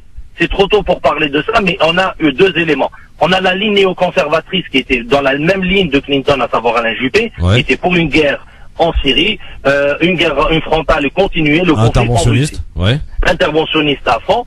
Au niveau intérieur, d'accord, un apaisement, mais au niveau de ligne extérieure, c'est un acharnement contre les Russes, etc.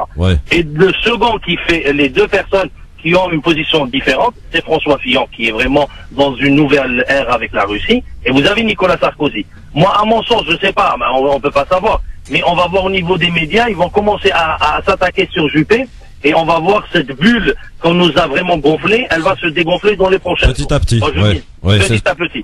Après, maintenant, si l'État profond décide de mettre Sarkozy face à Marine Le Pen, il y a un risque d'une élection de Marine Le Pen. Ce qui n'est pas exclu aujourd'hui. Amou. Moi, alors sur la fin du raisonnement, je suis assez d'accord, c'est-à-dire que plus que jamais, Marine Le Pen est en situation de perturber vraiment le jeu au point que des configurations qu'il avait élues, j'en avais déjà parlé sur cette antenne, ne seraient pas du tout invraisemblables.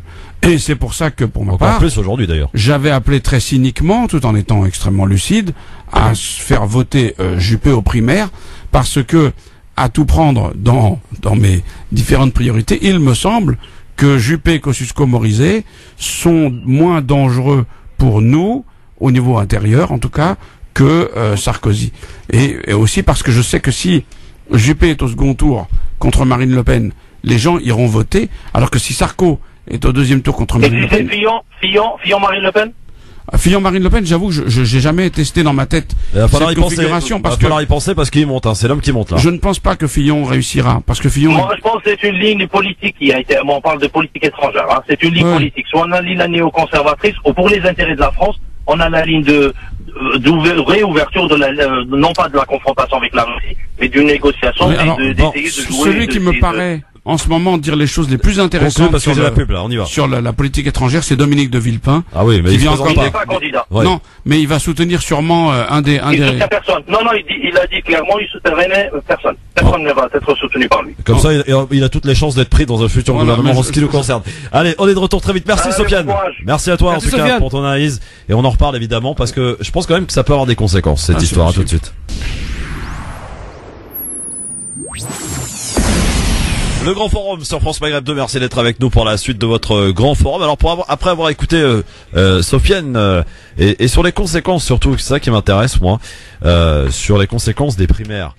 Parce qu'il va forcément y en avoir et je suis sûr qu'aujourd'hui les spécialistes, les observateurs dans ce pays vont regarder les choses un petit peu autrement parce que le coup a été assez fort là, il a été porté au monde et surtout après le Brexit, tu vois, parce après le Brexit déjà c'était déjà une alerte, première alerte. C'est et là, incroyable. On s'y attendait pas ou encore une fois, sauf les observateurs aguerris. Si, certains quand même s'y attendaient. Bien sûr, ouais, évidemment. Ça nous a quand même tous pris à contre-pied quand même. Moi personnellement, je n'ai absolument pas été surpris que Trump soit élu président des États-Unis. C'était, par contre, si tu regardais, lisais la presse française, tout était dit pour que Hillary Clinton soit la présidente. Moi, je podcast plein d'émissions d'un jour sur l'autre, et donc j'ai écouté aujourd'hui des émissions d'hier, et c'était à mourir de rire. Les éditorialistes les plus connus, ils ont dit strictement n'importe quoi. C'était tout à fait étonnant.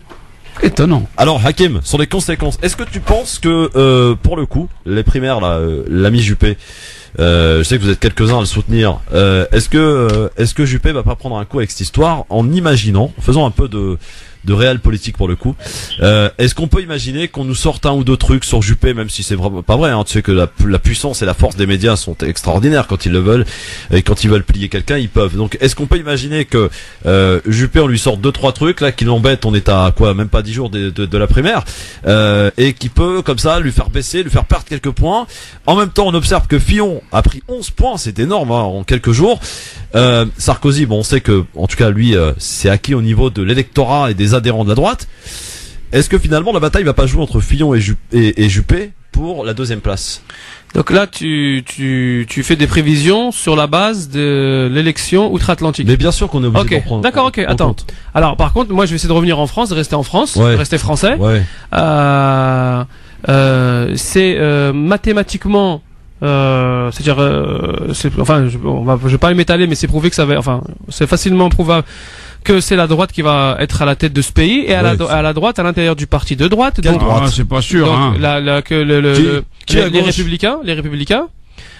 Donc, entre les candidats aux primaires, c'est impossible que les Français élisent une nouvelle fois l'ex-président Nicolas Sarkozy. Mais il sera au second tour. Non mais attends, justement, j'ai pas fini. Et toi, tu penses qu'il sera au second tour. Donc, le second tour, et ça a été dit déjà il y a à peu près 2 ans, j'avais vu ça par le spécialiste journaliste des États-Unis, tu sais, il a une coupe de cheveux, j'oublie comment il s'appelle. Il disait que si c'est possible que ce soit un scénario où Marine Le Pen et Sarkozy deuxième tour, et c'est Marine Le Pen qui le remporte. Ah ben très clairement. Voilà, mais c'est pas sûr. Mais pour moi, c'est même pas Sarkozy qui monte les primaires qui va monter pour être candidat des Républicains. Je le dis, c'est pas forcément que je le défende. Moi, si je dois défendre quelqu'un à droite, c'est bien Dominique de Villepin, cet homme extraordinaire, formidable, véritable responsable politique. Ouais, mais il est pas candidat. Non, mais tant mieux qu'il soit pas candidat maintenant, mais ça n'empêche pas qu'il soit candidat après la présidence d'Alain Juppé. Donc, pour moi, c'est les sondages dont tu parles. En plus, tu dis que Fillon prend 11 points. Ouais. Après, tu parles pas des points de Juppé ni des points de Sarkozy. Il stagne. Oui, mais il stagne en tête. Ouais. Alors, on va être tout à fait précis. C'est lui qui est dans le peloton, là. Il est en tête, effectivement, dans des sondages. Mais quand tu regardes plus précisément et analyses, quand il y a des sondages de fait pour les adhérents de LR, c'est Sarkozy qui est en tête. Oui, c'est pas Juppé. Alors, Alors, je remets encore une fois en cause les... Et tout va dépendre, si tu veux, Hakim et Amou, tout va dépendre finalement de ce qu'on appelle des gens qui sont pas forcément ancrés à droite, peut-être les gens du centre, voire même des gens de la gauche qui vont venir voter. C'est pour ça que j'avais fait un éditorial en disant aux gens de gauche qui écoute la radio d'aller voter Juppé à toutes fins utiles. Non, mais ça me paraît un peu inconcevable, messieurs, excusez-moi de vous le dire, d'aller voter dans une primaire, dans un parti dans lequel tu te reconnais pas, tu vas devoir signer une charte avec laquelle tu n'es pas d'accord. Alors, je vais te dire, moi j'ai voté en 2011 pour Hollande en signant une charte qui disait qu'il allait faire tout le contraire de ce qu'il a fait. Alors maintenant, moi j'en ai plus rien à foutre. Socialiste à la base. Oui, mais moi j'en ai plus rien à foutre maintenant. Je signe, j'ai pas de problème. Alors Christophe, ce que tu es en train de dire, j'ai vu ça, j'en discute des fois, c'est-à-dire être en accord avec ses principes. Oui, or là, la politique qui nous est proposée, les candidats qui nous sont proposés, c'est simplement dans une logique et dans machiavélique. C'est-à-dire, ça m'étonnerait pas et ça m'étonne pas du tout, que les électeurs du Front National, les adhérents du Front National viennent participer à la primaire de droite pour mettre en avant Sarkozy. Absolument, c'est tout à fait possible. Voilà, parce qu'ils vont se déplacer eux, ils en ont rien à faire de payer d'euros et encore moins de signer un papier d'accord sur les valeurs en rigolant. Même s'il fallait poser la main droite sur jurer sur la Bible, ils n'ont rien à faire parce que ils sont dans une logique de résultat. Voilà. Maintenant, pour revenir aux auditeurs de France Maghreb, c'est-à-dire et notamment majoritairement les Français de France Maghreb et notamment les Français musulmans de France Maghreb 2. France Maghreb 2. Oui, France Maghreb 2. C'est difficile pour Hakim, c'est difficile. France Maghreb 2, on a compris. Au moins l'erreur a fait que ça a permis une insistance, donc je t'ai rendu service en insistant. Je t'ai fait insister sur France Maghreb 2. Comment il retourne le truc? OK. Voilà, ça s'est fait. Donc les Français musulmans doivent prendre conscience que c'est pas parce que je suis pas d'accord avec toi maintenant tout de suite, d'accord, que après tu peux pas être en accord avec ce que je défends. Voilà, c'est un petit peu des. J'ai rien compris, Hakim. Excuse-moi. Tu as dit très clairement d'aller pour participer à la primaire de droite le 20 novembre. Il faut donc non seulement payer €, mais surtout signer une charte sur les valeurs. Voilà. Mais tu me poses la question, dans la participation qui nous est proposée, cette participation démocratique, je préfère moi en tant que Français musulman aller faire barrage à Nicolas Sarkozy, avec ses derniers propos sur les frites encore, il pointe les musulmans, d'accord, en votant pour Juppé, en votant, il a eu du mal à le dire. Est-ce que tu as réécouté la séquence? Ça n'a rien à voir. C'est assez magnifique la façon dont il a vous a mis la vidéo sur le Facebook de la radio, allez l'écouter. Ouais, mais on suce pas notre pouce, on n'est pas des enfants. Donc allez signer, moi ça me dérange pas du tout, surtout c'est pour faire un barrage une fois pour toutes à Nicolas Sarkozy. Et bien évidemment. Ouais, mais c'est pipé. Qu'est-ce qui est pipé? Bah c'est pipé. Ah, tu crois que les votes ils vont te trafiquer? Moi je suis pas pour la primaire ouverte, je vous le dis honnêtement. C'est-à-dire, pour toi en fait c'est pas pour une meilleure vie de la démocratie. Non, ce n'est pas au candidat de gauche, c'est pas au candidat de gauche, c'est pas aux gauchistes, aux centristes d'aller décider qui va représenter la droite. Mais c'est une chance formidable pour c'est une chance formidable pour la Shura, pour la consultation. Comme c'est pas aux électeurs de droite d'aller décider. Mais pas du tout, mais avant d'être à gauche ou à droite, on est français, Christophe. Exactement. Moi je suis tout à fait d'accord avec Hakim. C'est-à-dire qu'à un moment donné, quand le système il est cynique, quand le système il vise à éliminer, moi, j'ai aucun problème à voter pour. Donc tu vas signer une charte pour laquelle t'es pas d'accord. Oui, mais c'est de l'intelligence, ça, Christophe. Absolument. Christophe, c'est pas Marseille PSG. Attends. C'est pas Marseille PSG. De la droite et du centre. C'est une stratégie. C'est la liberté, c'est la fraternité, c'est quoi? C'est quoi les valeurs? Les valeurs qui correspondent aux valeurs de la droite. Moi, j'en sais rien. C'est quoi leurs valeurs? Je les signerai pas. J'ai pas envie de la signer, moi. Mais t'es citoyen français ou pas? Oui. Ah bah alors aujourd'hui, ton pays, il est en passe d'élire un prochain président de la République. Ouais. Et il se peut que ça soit Nicolas Sarkozy. Ouais. Et tu veux pas faire barrage en fait? Ça sera le choix des Français. Moi, je suis français. Et mon choix, c'est de. Moi, je suis exactement comme Hakim. Si je peux peser pour éviter un mauvais choix. Le problème, c'est que vous serez isolé, messieurs. Je tiens à vous le dire tout de suite. Si toi tu viens. Attendez. Les électeurs de gauche, par habitude, déjà, on a pu observer qu'ils ne se déplacent pas, déjà, en temps normal. Est-ce que vous pensez qu'ils vont aller payer 2 € et voter, un primaire de la droite? Non, mais vous rêvez, les gars. Donc, alors là, maintenant, c'est une autre question que tu poses. Vous êtes comme les experts et les sondeurs, vous vous plantez. Non, là, c'est une autre question. Je me suis pas planté pour Donald Trump. Là, c'est une autre question et je pense pas me tromper pour Juppé. Là, c'est une autre question que tu poses, c'est, maintenant, c'est au-delà de l'idée, de la valeur du principe, de l'intelligence et du raisonnement. Maintenant, c'est concrètement sur le terrain. Est-ce que les gens vont se déplacer? Évidemment que les gens, le premier parti de France, c'est le Front National. Les gens qui sont toujours les premiers à aller voter, c'est le premier parti de France. C'est les Front National. Bien sûr qu'ils vont se déplacer, contrairement à d'autres qui sont pas du tout, ils ont pas du tout cette culture politique et démocratique finalement. D'accord. Et donc ils vont préférer ronfler que de se réveiller, aller de s'occuper de leur vie à eux. Parce qu'ils se sentent pas concernés par la politique. Or, ça nous concerne. Non, moi je suis d'accord avec Hakim et j'irai même plus loin. Si je suis éditorialiste dans cette radio, c'est pour dire à un moment donné, de temps en temps, d'aller au-delà de ce qu'on attend de nous. J'ai conscience, en signant cette charte, de faire quelque chose qui n'est pas dans la logique, mais je le fais totalement de bonne foi. D'abord, qui est capable de me dire ce que sont les valeurs de la républicaine de la droite et du centre? Moi, personne n'est capable de me les dire. Et en plus, quand on voit la collusion de certains socialistes avec certains types de droite et du centre, on peut pas savoir quelles sont vraiment leurs valeurs. Mais par contre, moi, je sais une chose, c'est que Sarkozy, puis Hollande, puis Sarkozy, ce serait pour moi et pour la France absolument dramatique. Et donc je ferai tout pour éviter ce schéma. Parce que Sarkozy, ça veut dire Le Pen. Alors on va prendre Hamid qui est avec nous. C'est pire que Le Pen, Sarkozy. Excuse-moi Christophe, c'est pas à moi de distribuer la parole. On peut revendiquer des valeurs mais pas en avoir. C'est à peu près ça. Monsieur Hamid, bonsoir. Bonsoir Christophe, bonsoir à toutes et à tous. Si tu me permets la continuité de ce que vous êtes en train de dire. Vas-y, je t'en prie. Monsieur Bouakat, je pense qu'il est au courant. Avant le livre de notre cher président, le dernier livre là, qu'il a presque assassiné, ou s'est assassiné lui-même.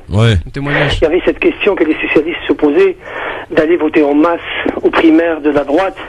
Les pro-hollandais, c'est pour avoir Sarkozy en face Hollande, et les anti-hollandais pour avoir Juppé en face Hollande. Monsieur Bouakat, je pense qu'il me le confirmera ou non. Je sais pas s'il est au courant. J'ai pas d'infos. Honnêtement, j'ai pas d'infos. Si vous n'avez pas d'infos. Avant ce livre-là, il y avait cette question. Moi, j'ai pas d'infos là-dessus. Je vais vous dire que les socialistes veulent aller voter en masse pour élire ou Sarko pour les pro-hollandais ou Juppé pour les anti-hollandais, ceux qui veulent plus avoir Hollande au deuxième mandat. Ça, c'est une question qui se posait, c'est le calcul politique. Aujourd'hui, je ne sais pas, avec ce livre-là, je ne sais pas où ça en est aujourd'hui, je peux pas vous dire. Ce que je peux vous dire, que ce matin, j'étais très heureux. Très heureux d'avoir entendu Trump. Je connais pas ce programme. C'est incroyable, attendez. Il est anti-système, c'est ce que j'ai retenu. Hamid, c'est un anti-système. Pardon de te couper. À tous les médias. Tu peux me laisser parler 2 secondes, s'il te plaît? Hamid, voilà, merci, c'est sympa quand même. Pardon, excusez-moi. Non, je te dis, écoute-moi 2 secondes, c'est pas un monologue, mon ami. Écoute, je suis assez étonné que vous soyez tous contents alors que ce mec n'a pas arrêté de vous insulter. Non mais attends, insulté qui? Il a proféré des propos absolument immondes envers les musulmans. Il a été comment ça qui? Excuse-moi, les premiers responsables des musulmans, c'est. Mais il est formidable ce type. Donc plus on vous insulte, plus vous êtes content, quoi, c'est ça. Le pragmatisme. Vous êtes un homme public, moi je suis dans l'anonymat, personne ne me connaît. Vous avez le courage de le dire. Parce qu'on parle des Palestiniens, on parle des musulmans, on parle des Palestiniens entre autres. Les Palestiniens, s'ils veulent vraiment changer les choses, qu'ils aillent prendre la nationalité israélienne. Ça c'est à vous qu'il l'a dit. Du pragmatisme. Je sais qu'il s'en est pris dans la tronche quand il a dit ça. On s'entend. Depuis que je suis né, j'ai toujours entendu qu'ils souffrent ces gens-là. Et merci Christophe de la dernière fois où tu as l'information qui est passée inaperçue concernant le gouvernement palestinien qui a essayé de raser un village et les virer. Ça vient d'où? Ça vient de Mohamed Abbas. Vous attendez quoi? Que c'est l'Arabie Saoudite qui va régler les problèmes palestiniens? L'Arabie Saoudite, par contre, a des questions. Monsieur Bouakat, vous avez le courage de le dire. Je vous remercie, je vous soutiens sur ce point-là, sur cette idée-là. Pour moi, c'est la logique même. C'est eux qui souffrent, c'est pas nous. Merci Hamid. Prenons la nationalité israélienne, ils seront majoritaires. Et là, ils votent. Merci beaucoup Hamid pour ton analyse, en tout cas ta réaction. Mais attendez les gars, ce mec il a pas cessé d'insulter les musulmans, il a pas cessé d'insulter les femmes, il a pas cessé d'insulter les latinos, et vous êtes en train de tous de dire c'est super, c'est bien, c'est mortel. Les gens ils aiment bien faire genre t'as vu je l'avais dit. T'as vu j'avais dit que ça serait je préfère quelqu'un qui m'insulte et je préfère quelqu'un qui m'insulte et que j'ai en face de moi, donc de tête à tête, voilà, homme à homme ou la femme à femme ou en face à face, d'accord, que quelqu'un qui me passe la pommade et que derrière il me met des couteaux dans le dos. Donc en fait, Hakim il préfère un vrai républicain qu'un socialiste qui vote pour les valeurs de la droite et du centre. Mais Christophe, je suis totalement d'accord avec toi, Christophe. Après, on avait une ça veut pas dire que je me réjouis pas de on avait une pourrie d'un côté, on a un autre pourri d'un côté. Très pourri. Voilà, des deux côtés, on a des fruits pourris. Déjà, ils ont dépassé les 70 ans. Moi, en 4 ans, je pense pas qu'il aura le temps de. En fait, Donald Trump, c'est un milliardaire excentrique. On va pas dire qu'il est en fin de vie, je vais pas le dire. Il a 70 ans. Mais il est plus proche de la fin que du début. Par exemple. Non, mais je pense que c'est un mec très dangereux. Il dépense énormément de, d'argent. Il sait plus trop quoi faire. C'est quelqu'un qui a envie de se faire plaisir. Tiens, dernier fantasme, devenir président. Il a les moyens. Il a moins de sang sur les mains que Hillary Clinton. Mais il en aura peut-être par la suite. Mais non, moi je parle de maintenant. Que Trump ou Hillary ou n'importe quel autre qui serait venu, à devenir président, il aurait eu la même, on va dire, stratégie politique. C'est la même chose. Il y a rien qui va changer. Arrêtez de vous leurrer. C'était la même chose pour Obama il y a quelques années. On était là, ça va changer. Oui, Amou, quelle est ta question? Ma question, c'est finalement, est-ce que si on applique le raisonnement trumpien à la France, ça ne joue pas en faveur de Macron? Macron, c'est un banquier d'affaires. Il est hors parti. Il a du pognon. Après tout, il pourrait très bien faire une campagne et rafler, un peu comme Trump a raflé le parti républicain qui le déteste, rafler les lambeaux de la gauche et battre au finish Juppé, le candidat des institutions. Et moi, c'est une hypothèse que je caresse de plus en plus. Je me dis que c'est pas une hypothèse idiote. Pour te répondre à Mouche, d'abord je répondrai à Badr. C'est que, excuse-moi juste, Macron, il est intelligent, c'est ça son seul défaut. Alors, Badr, sache que tous les médias et notamment les lobbies sionistes étaient pour Hillary.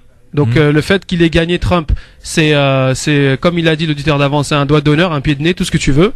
D'accord, à la force et à ceux qui pensent que les médias sont tout puissants et à ceux qui disent on a fait la démonstration que Trump et à ceux qui pensaient que et à ceux qui pensaient que les sionistes dirigeaient le monde. Or c'est faux, non, c'est pas les sionistes qui dirigent le monde. Mais quoi? Voilà. Ça c'est une chose. Non, les complotistes. Mais tu divagues, mais tu crois il va changer quoi? Tu crois il va changer le Moyen-Orient? Là t'es en train de parler du futur, je te parle des mais je te parle de là, il va rien changer Trump ni. Je te parle des médias, comment ils mais je m'en fiche des médias, mais non, c'est un pied de nez. Mais non, mais je m'en fiche des médias, je regarde pas moi les médias. Bon, je pense que les auditeurs ils auront compris ce que je voulais dire. Non, ouais. Et maintenant Amou, Macron il fait pas partie d'un grand parti. Et la logique démocratique française, pour être élu, il faut faire partie d'une grande famille politique. C'est ce qu'on disait des États-Unis. Non, moi je parle de la France. Tu sais que Trump, il était au Parti démocrate il y a encore pas longtemps. Il a financé la campagne de Bill Clinton en 92. Donc tu sais, moi j'ai l'impression qu'on est vraiment dans la veille des élections présidentielles françaises. On est dans une sorte de mouvement où en fait toutes les lignes sont floues. Tout est possible, ouais. Et on arrive dans un truc complètement étrange. Il y a tous les électeurs, il y a tous les adhérents du Front National, des Républicains, et qui vont enlever leur carte, leur adhésion et qui vont aller dans le parti de Macron. Mais arrêtez. Tu sais combien ça fait? Ça fait même pas 80 000 personnes. Quoi? C'est rien. Les adhérents des Républicains, c'est rien. Mais je te parle de Front National, des Républicains et de la gauche. Je pense que tout le monde va se transformer du jour au lendemain, va aller chez Macron parce que Trump a gagné. Non mais arrêtez les gars. Je pense que ça risque de donner en fait à la campagne des élections françaises une autre physionomie. En plus les Français sont moins dans le risque que les Américains. Tu veux dire que ça peut inspirer certaines personnes? Regarde qui est-ce qui est en train de monter. C'est Le Pen. Qui est soi-disant la candidate anti-système. C'est normal, ça. C'est Mélenchon, le candidat de la France insoumise. Pareil, je suis parti tout seul. Mais il s'en fout, les communistes, il va trouver ses signatures. Après, t'as Macron. J'ai quitté le gouvernement, je crée mon propre parti. On voit bien qu'en fait l'offre politique est tellement discréditée que il y a un mouvement important de ce côté-là. Les Français sont plutôt conservateurs. On va voir. On va juste, avant de passer au coup de cœur, juste écouter Donald Trump. C'était ce matin, donc premier discours, et il a parlé d'Hillary Clinton, évidemment. Écoutez. She congratulated us. Elle nous a félicités puisqu'il s'agit de notre victoire. Et je lui rends hommage à sa famille qui a travaillé si dur à ses côtés pour cette campagne. Elle a tant donné. Le travail d'Hillary depuis longtemps sur une si longue période. Nous devons la remercier pour tous ses services rendus à la nation, très sincèrement. Mais maintenant, il est temps pour l'Amérique d'aller de l'avant, au-devant des divisions.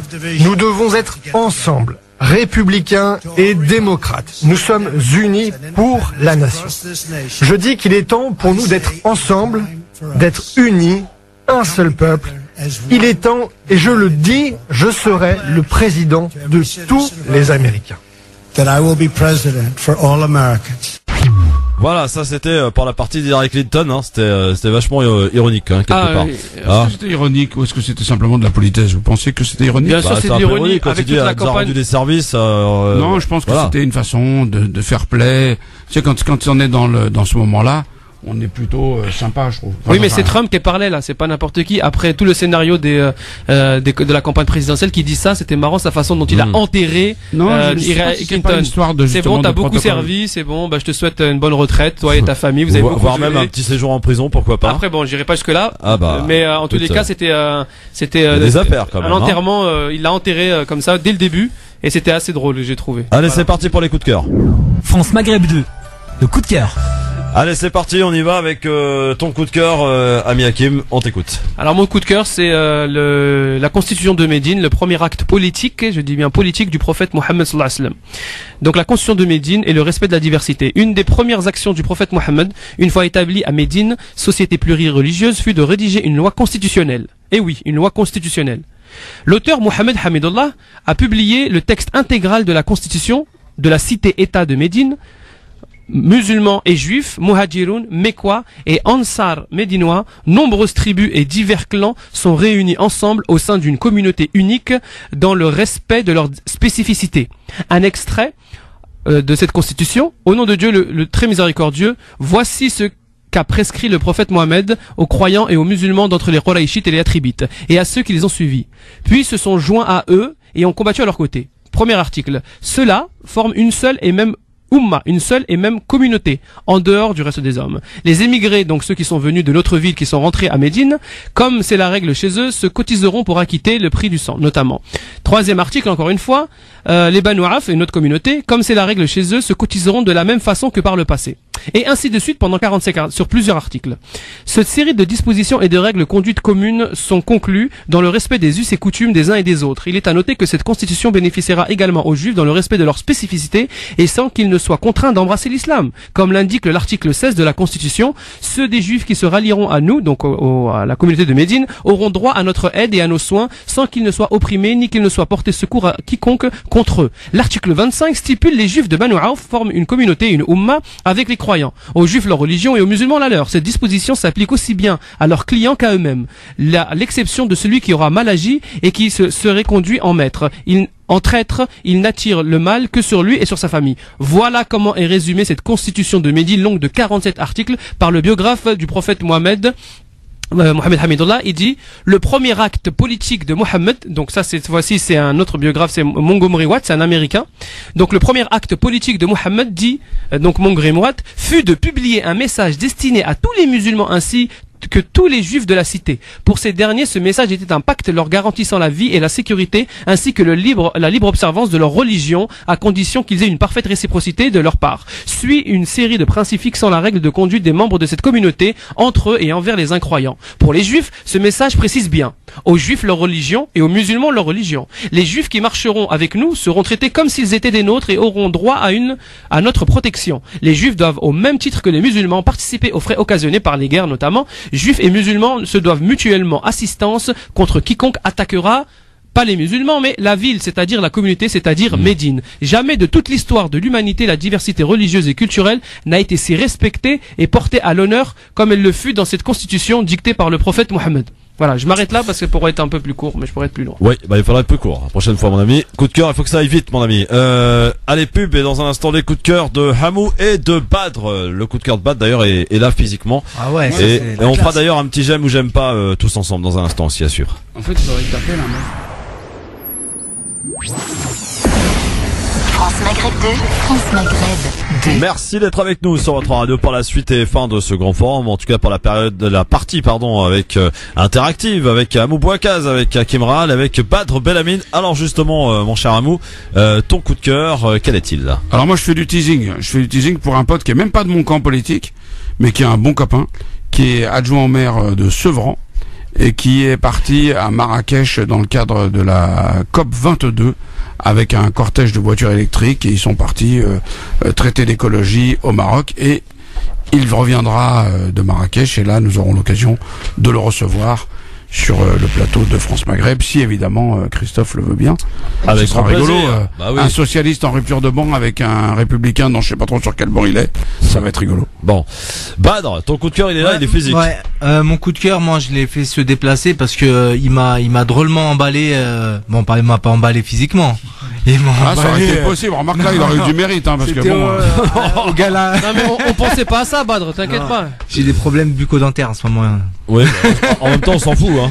Ouais, dis-moi. Et donc, c'était au gala MNA que j'ai rencontré. Il s'appelle Jamil Le Schlag. Et il va nous dire qu'est-ce qu'il fait dans la vie et pourquoi il est aussi drôle. Salut Jamil.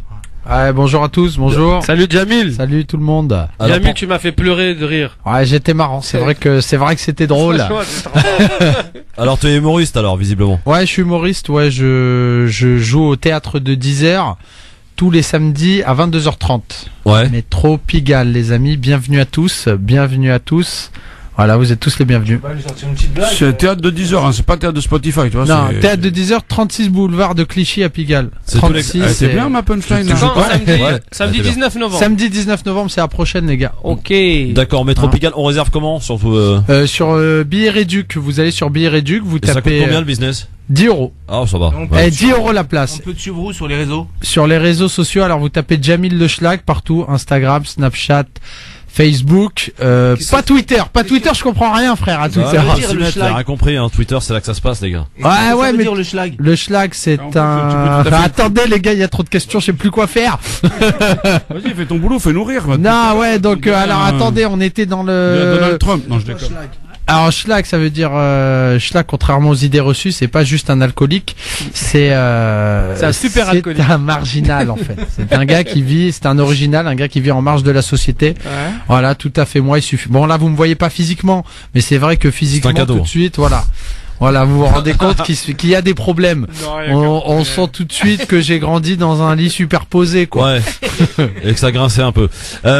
C'est quel type d'humour Alors, c'est de l'humour drôle. Ouais. C'est principalement, c'est ça mon créneau. C'est un peu à la base de l'humour, non? Voilà, non, parce que je sais pas si t'as remarqué, mais il y en a beaucoup. C'est de l'humour, on va dire, je sais pas moi, politique, tout ça. Moi personnellement, c'est pas ce qui me fait marrer. Moi, mon objectif premier, c'est de te faire rire. Ouais. Quand tu vas venir au spectacle, si jamais tu ris pas toutes les 15 secondes, t'es remboursé, je te rembourse ta place. Ce qui est entièrement normal. Ouais. Il y a pas un moment où tu ne dois pas rire, c'est ça mon objectif. Et donc vers où t'as envie d'emmener le spectateur? Le spectateur, j'ai envie. Juste envie de le faire rire, c'est tout? Ouais, mon premier objectif c'est ça. Après, bon. Il y a des thèmes sur lesquels tu veux faire réfléchir? Ouais, il y a des thèmes, il y a des spectateurs, ils ont pas de papier. Il y a des thèmes. N'importe quoi. Non, il y a des thèmes. Ah, moi, il y a tout plein de clichés. Ah, moi, t'es tout plein de clichés. Ah, bah, c'est vrai que qu'est-ce que tu penses de l'élection de Trump? Avenue de clichés, c'est là où il va travailler. Jamil, qu'est-ce que tu penses de l'élection de Trump? De l'élection de Trump, écoute, je vais te dire, c'est marrant. Pour moi, ça m'a fait un peu rire. Parce que juste avant, je regardais les émissions de télé sur France 2, tout ça, et tout le monde disait bon bah quand Hillary sera président, quand Hillary, mais vous dites même pas Inch'Allah les gars. Je veux dire au bout d'un moment, c'est peut-être Dieu qui décide quoi. Allez, on y va pour le j'aime ou j'aime pas. On y va, c'est parti. Le j'aime ou j'aime pas, c'est Jamil, hein, je t'explique, tu participes avec nous, hein. Bien sûr. Comme ça, si tu peux nous balancer une petite punchline, n'hésite pas, hein. Bien sûr. Pour l'instant, c'est moi qui mène en punchline. Ouais, t'es fort, voilà, t'es fort, frère. C'est normal, le micro il est éteint depuis tout à l'heure. On ne comprend rien du tout. C'est bon, ouais, c'est ça. Alors le monde s'effondre. Taisez-vous. Le monde s'effondre. C'est ce qu'a la réaction de l'ambassadeur de France aux États-Unis qui a provoqué un tollé d'ailleurs sur Twitter. C'est ce qu'il a tweeté en tout cas ce matin avant de le supprimer.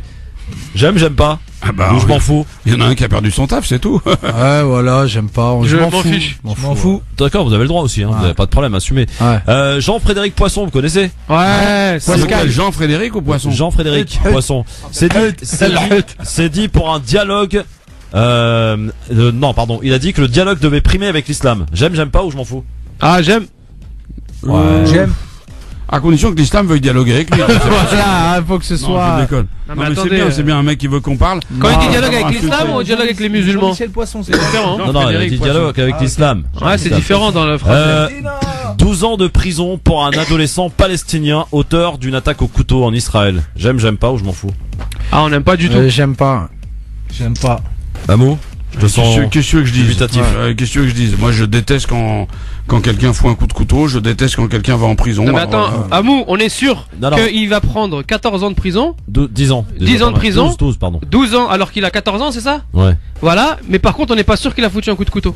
Ah bah ça, je sais pas, moi. Mais par contre, on est sûr de la peine. Alors, pour finir, le j'aime ou j'aime pas, la fédération algérienne, là on parle de foot, a annoncé hier les forfaits de Ghezal, Poudebouze et de Soudani pour le match, le déplacement qui aura lieu d'ailleurs ce samedi, un déplacement capital au Nigeria. Oh bah tant mieux que tu joues pas Soudani. Oh purée.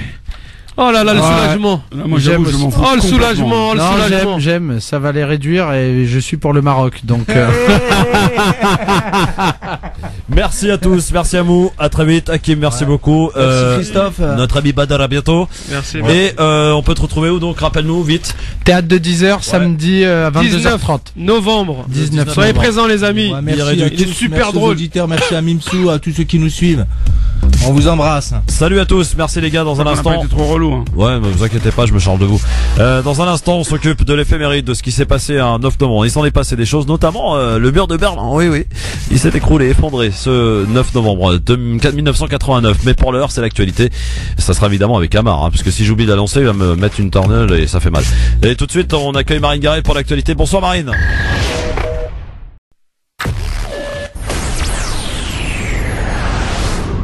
France Maghreb 2. Oui, il s'appelle Donald Trump. Je serai le président de tous les Américains. Premier mot de Donald Trump. Il était presque 4 heures à New York. Le candidat républicain avait voté sur place. Suivez toute cette nuit le long des comptes étape par étape. Nous allons évidemment y revenir pour aboutir donc à la victoire. 290 électeurs pour ce candidat Donald Trump, donc 20 de plus pour nécessaire pour avoir la certitude de l'emporter. Résultat qui déjoue tous les sondages et propulse à la Maison Blanche l'homme d'affaires sans expérience politique. Résultat qui plonge aussi le monde dans l'incertitude. Nous y reviendrons avec aujourd'hui pour nous accompagner monsieur Hamou Bouakas. Salut Hamou. Hello, nice to meet you here, you know. In France Maghreb, dedicated to American elections. Very good. Monsieur Hakim Rahal, bonjour. Salam alaikum, good evening everybody. Everything is good here in the studio of the France Maghreb 2. We're going to speak about American election. Un véritable tremblement de terre, c'est ainsi que titre un tremblement de terre. Un tremblement de terre, effectivement. C'est une bonne nouvelle, calmez-vous là. Alors bonne nouvelle ou pas, on va voir ça ensemble, on va détailler ce qui s'est passé cette nuit folle et finalement on peut s'apercevoir au-delà de cette actualité chaude et brûlante, c'est que les experts et les sondages ont été une nouvelle fois, parce que c'est pas la première, on se souvient il y a pas longtemps du Brexit. Une nouvelle fois démenti, à croire que rien n'est gagné avant la finale. Franchement, hein, c'est ce qui peut dégager. En tout cas, on voit la mine décomposée d'Hillary Clinton aujourd'hui. Qui a perdu, qui a gagné? On va essayer d'analyser tout cela ensemble. L'avis tranché d'Hamou Bouakas, on va parler de quoi? On va parler justement de ces élections. Et on va parler du fait que ça pose un certain nombre de problèmes au monde et que ça méritera des réactions, et c'est au pied du mur qu'on juge les maçons. Mais ça va, il faut pas non plus verser la larmichette à Mou là, il faut se réveiller, il faut y aller là. Non, je pense que c'est pas une question de larmes. Ouais. Les événements sont neutres, moi de mon point de vue, c'est nous qui leur donnons leur couleur.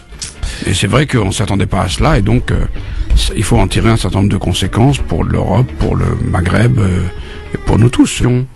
Et qu'ils ont un tropisme pro-russe, ça risque d'infléchir un certain nombre de conflits. Et pour l'instant, honnêtement, je ne sais pas où on peut aller. Ce qui est sûr, c'est que dans un cas, on avait quelqu'un qui était de l'élite, qui était de ceux qui sont nés avec la certitude qu'ils vont peser, et qui avait l'argent, et qui était depuis 25 ans dans la politique, et que, en fait, ce microcosme politique a complètement été pris à contre-pied. Et donc, ça devrait nous faire réfléchir sur la France. C'est-à-dire qu'il est très probable que la façon dont le microcosme journalistico-politique, qui doit représenter 20 000 personnes, évalue la situation en France est probablement assez loin de la situation réelle. Alors, parmi la petite anecdote, vous savez que François Hollande avait préparé qu'une seule lettre de félicitations et panique. Ouais. Ce matin à l'Elysée, puisque il a fallu faire en urgence une lettre de félicitations, donc non pas à Hillary Clinton, hein, comme les plans étaient prévus au départ, mais à Donald Trump. Et on écoutera d'ailleurs la réaction de François Hollande concernant l'élection de Donald Trump. Il se dit un petit peu inquiet là. Christophe, de toi, moi je pense que ça c'est une rumeur, tout ce qu'il y a de plus rumeur, parce que pour avoir travaillé quand même à haut niveau, un homme politique de son rang ne prend aucun risque et il a toujours deux lettres de félicitations. Alors, prendre aucun risque, ça correspond pas forcément avec François Hollande, c'est qu'il prend tous les risques en ce moment. Enfin, écoute, hein, on l'a un peu remarqué quand même depuis. Non, mais pas, enfin, tu vois, à ce niveau-là, c'est même pas lui qui décide. Il y a le Quai d'Orsay lui a envoyé sûrement des projets. Je pense que c'est du bullshit, ça. C'est du.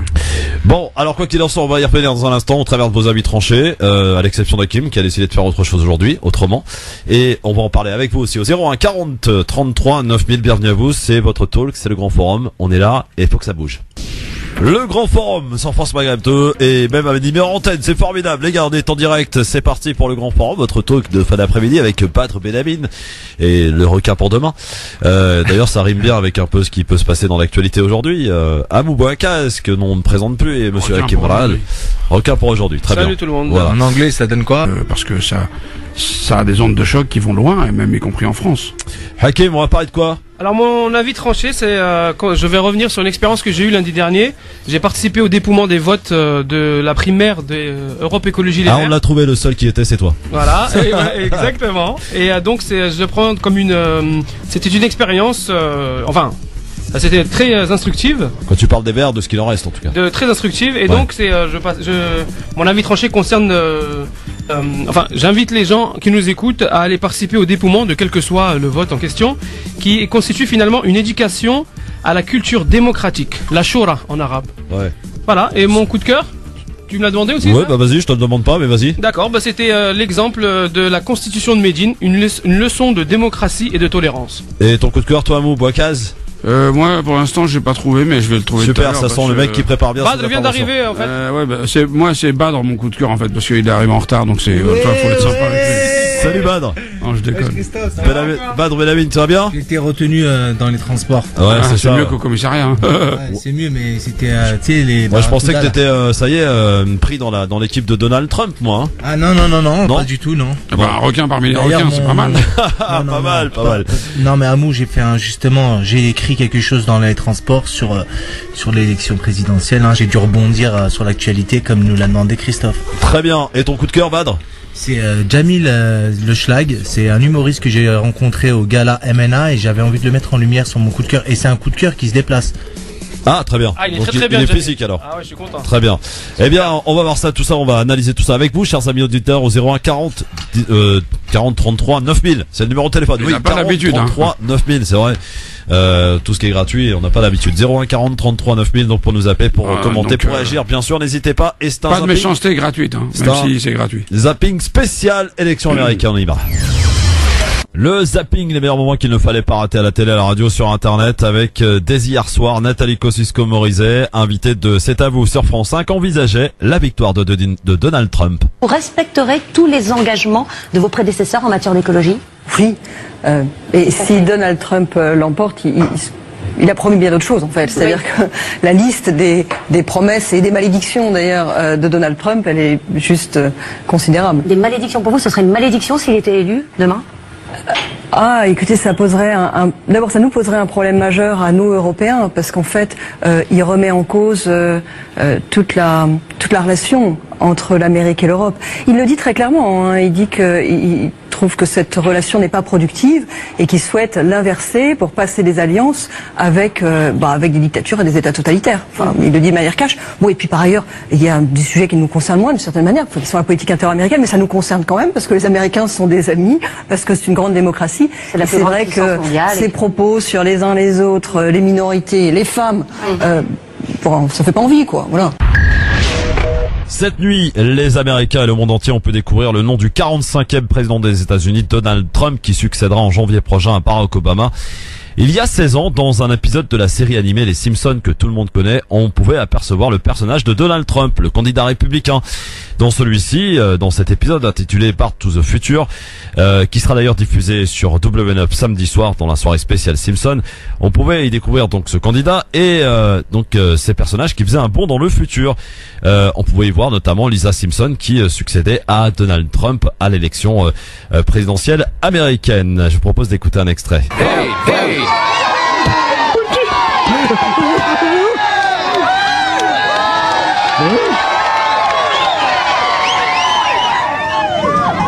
I'm right behind him.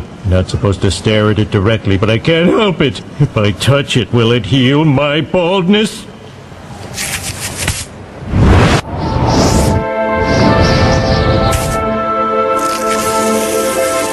Oh, it's so wispy.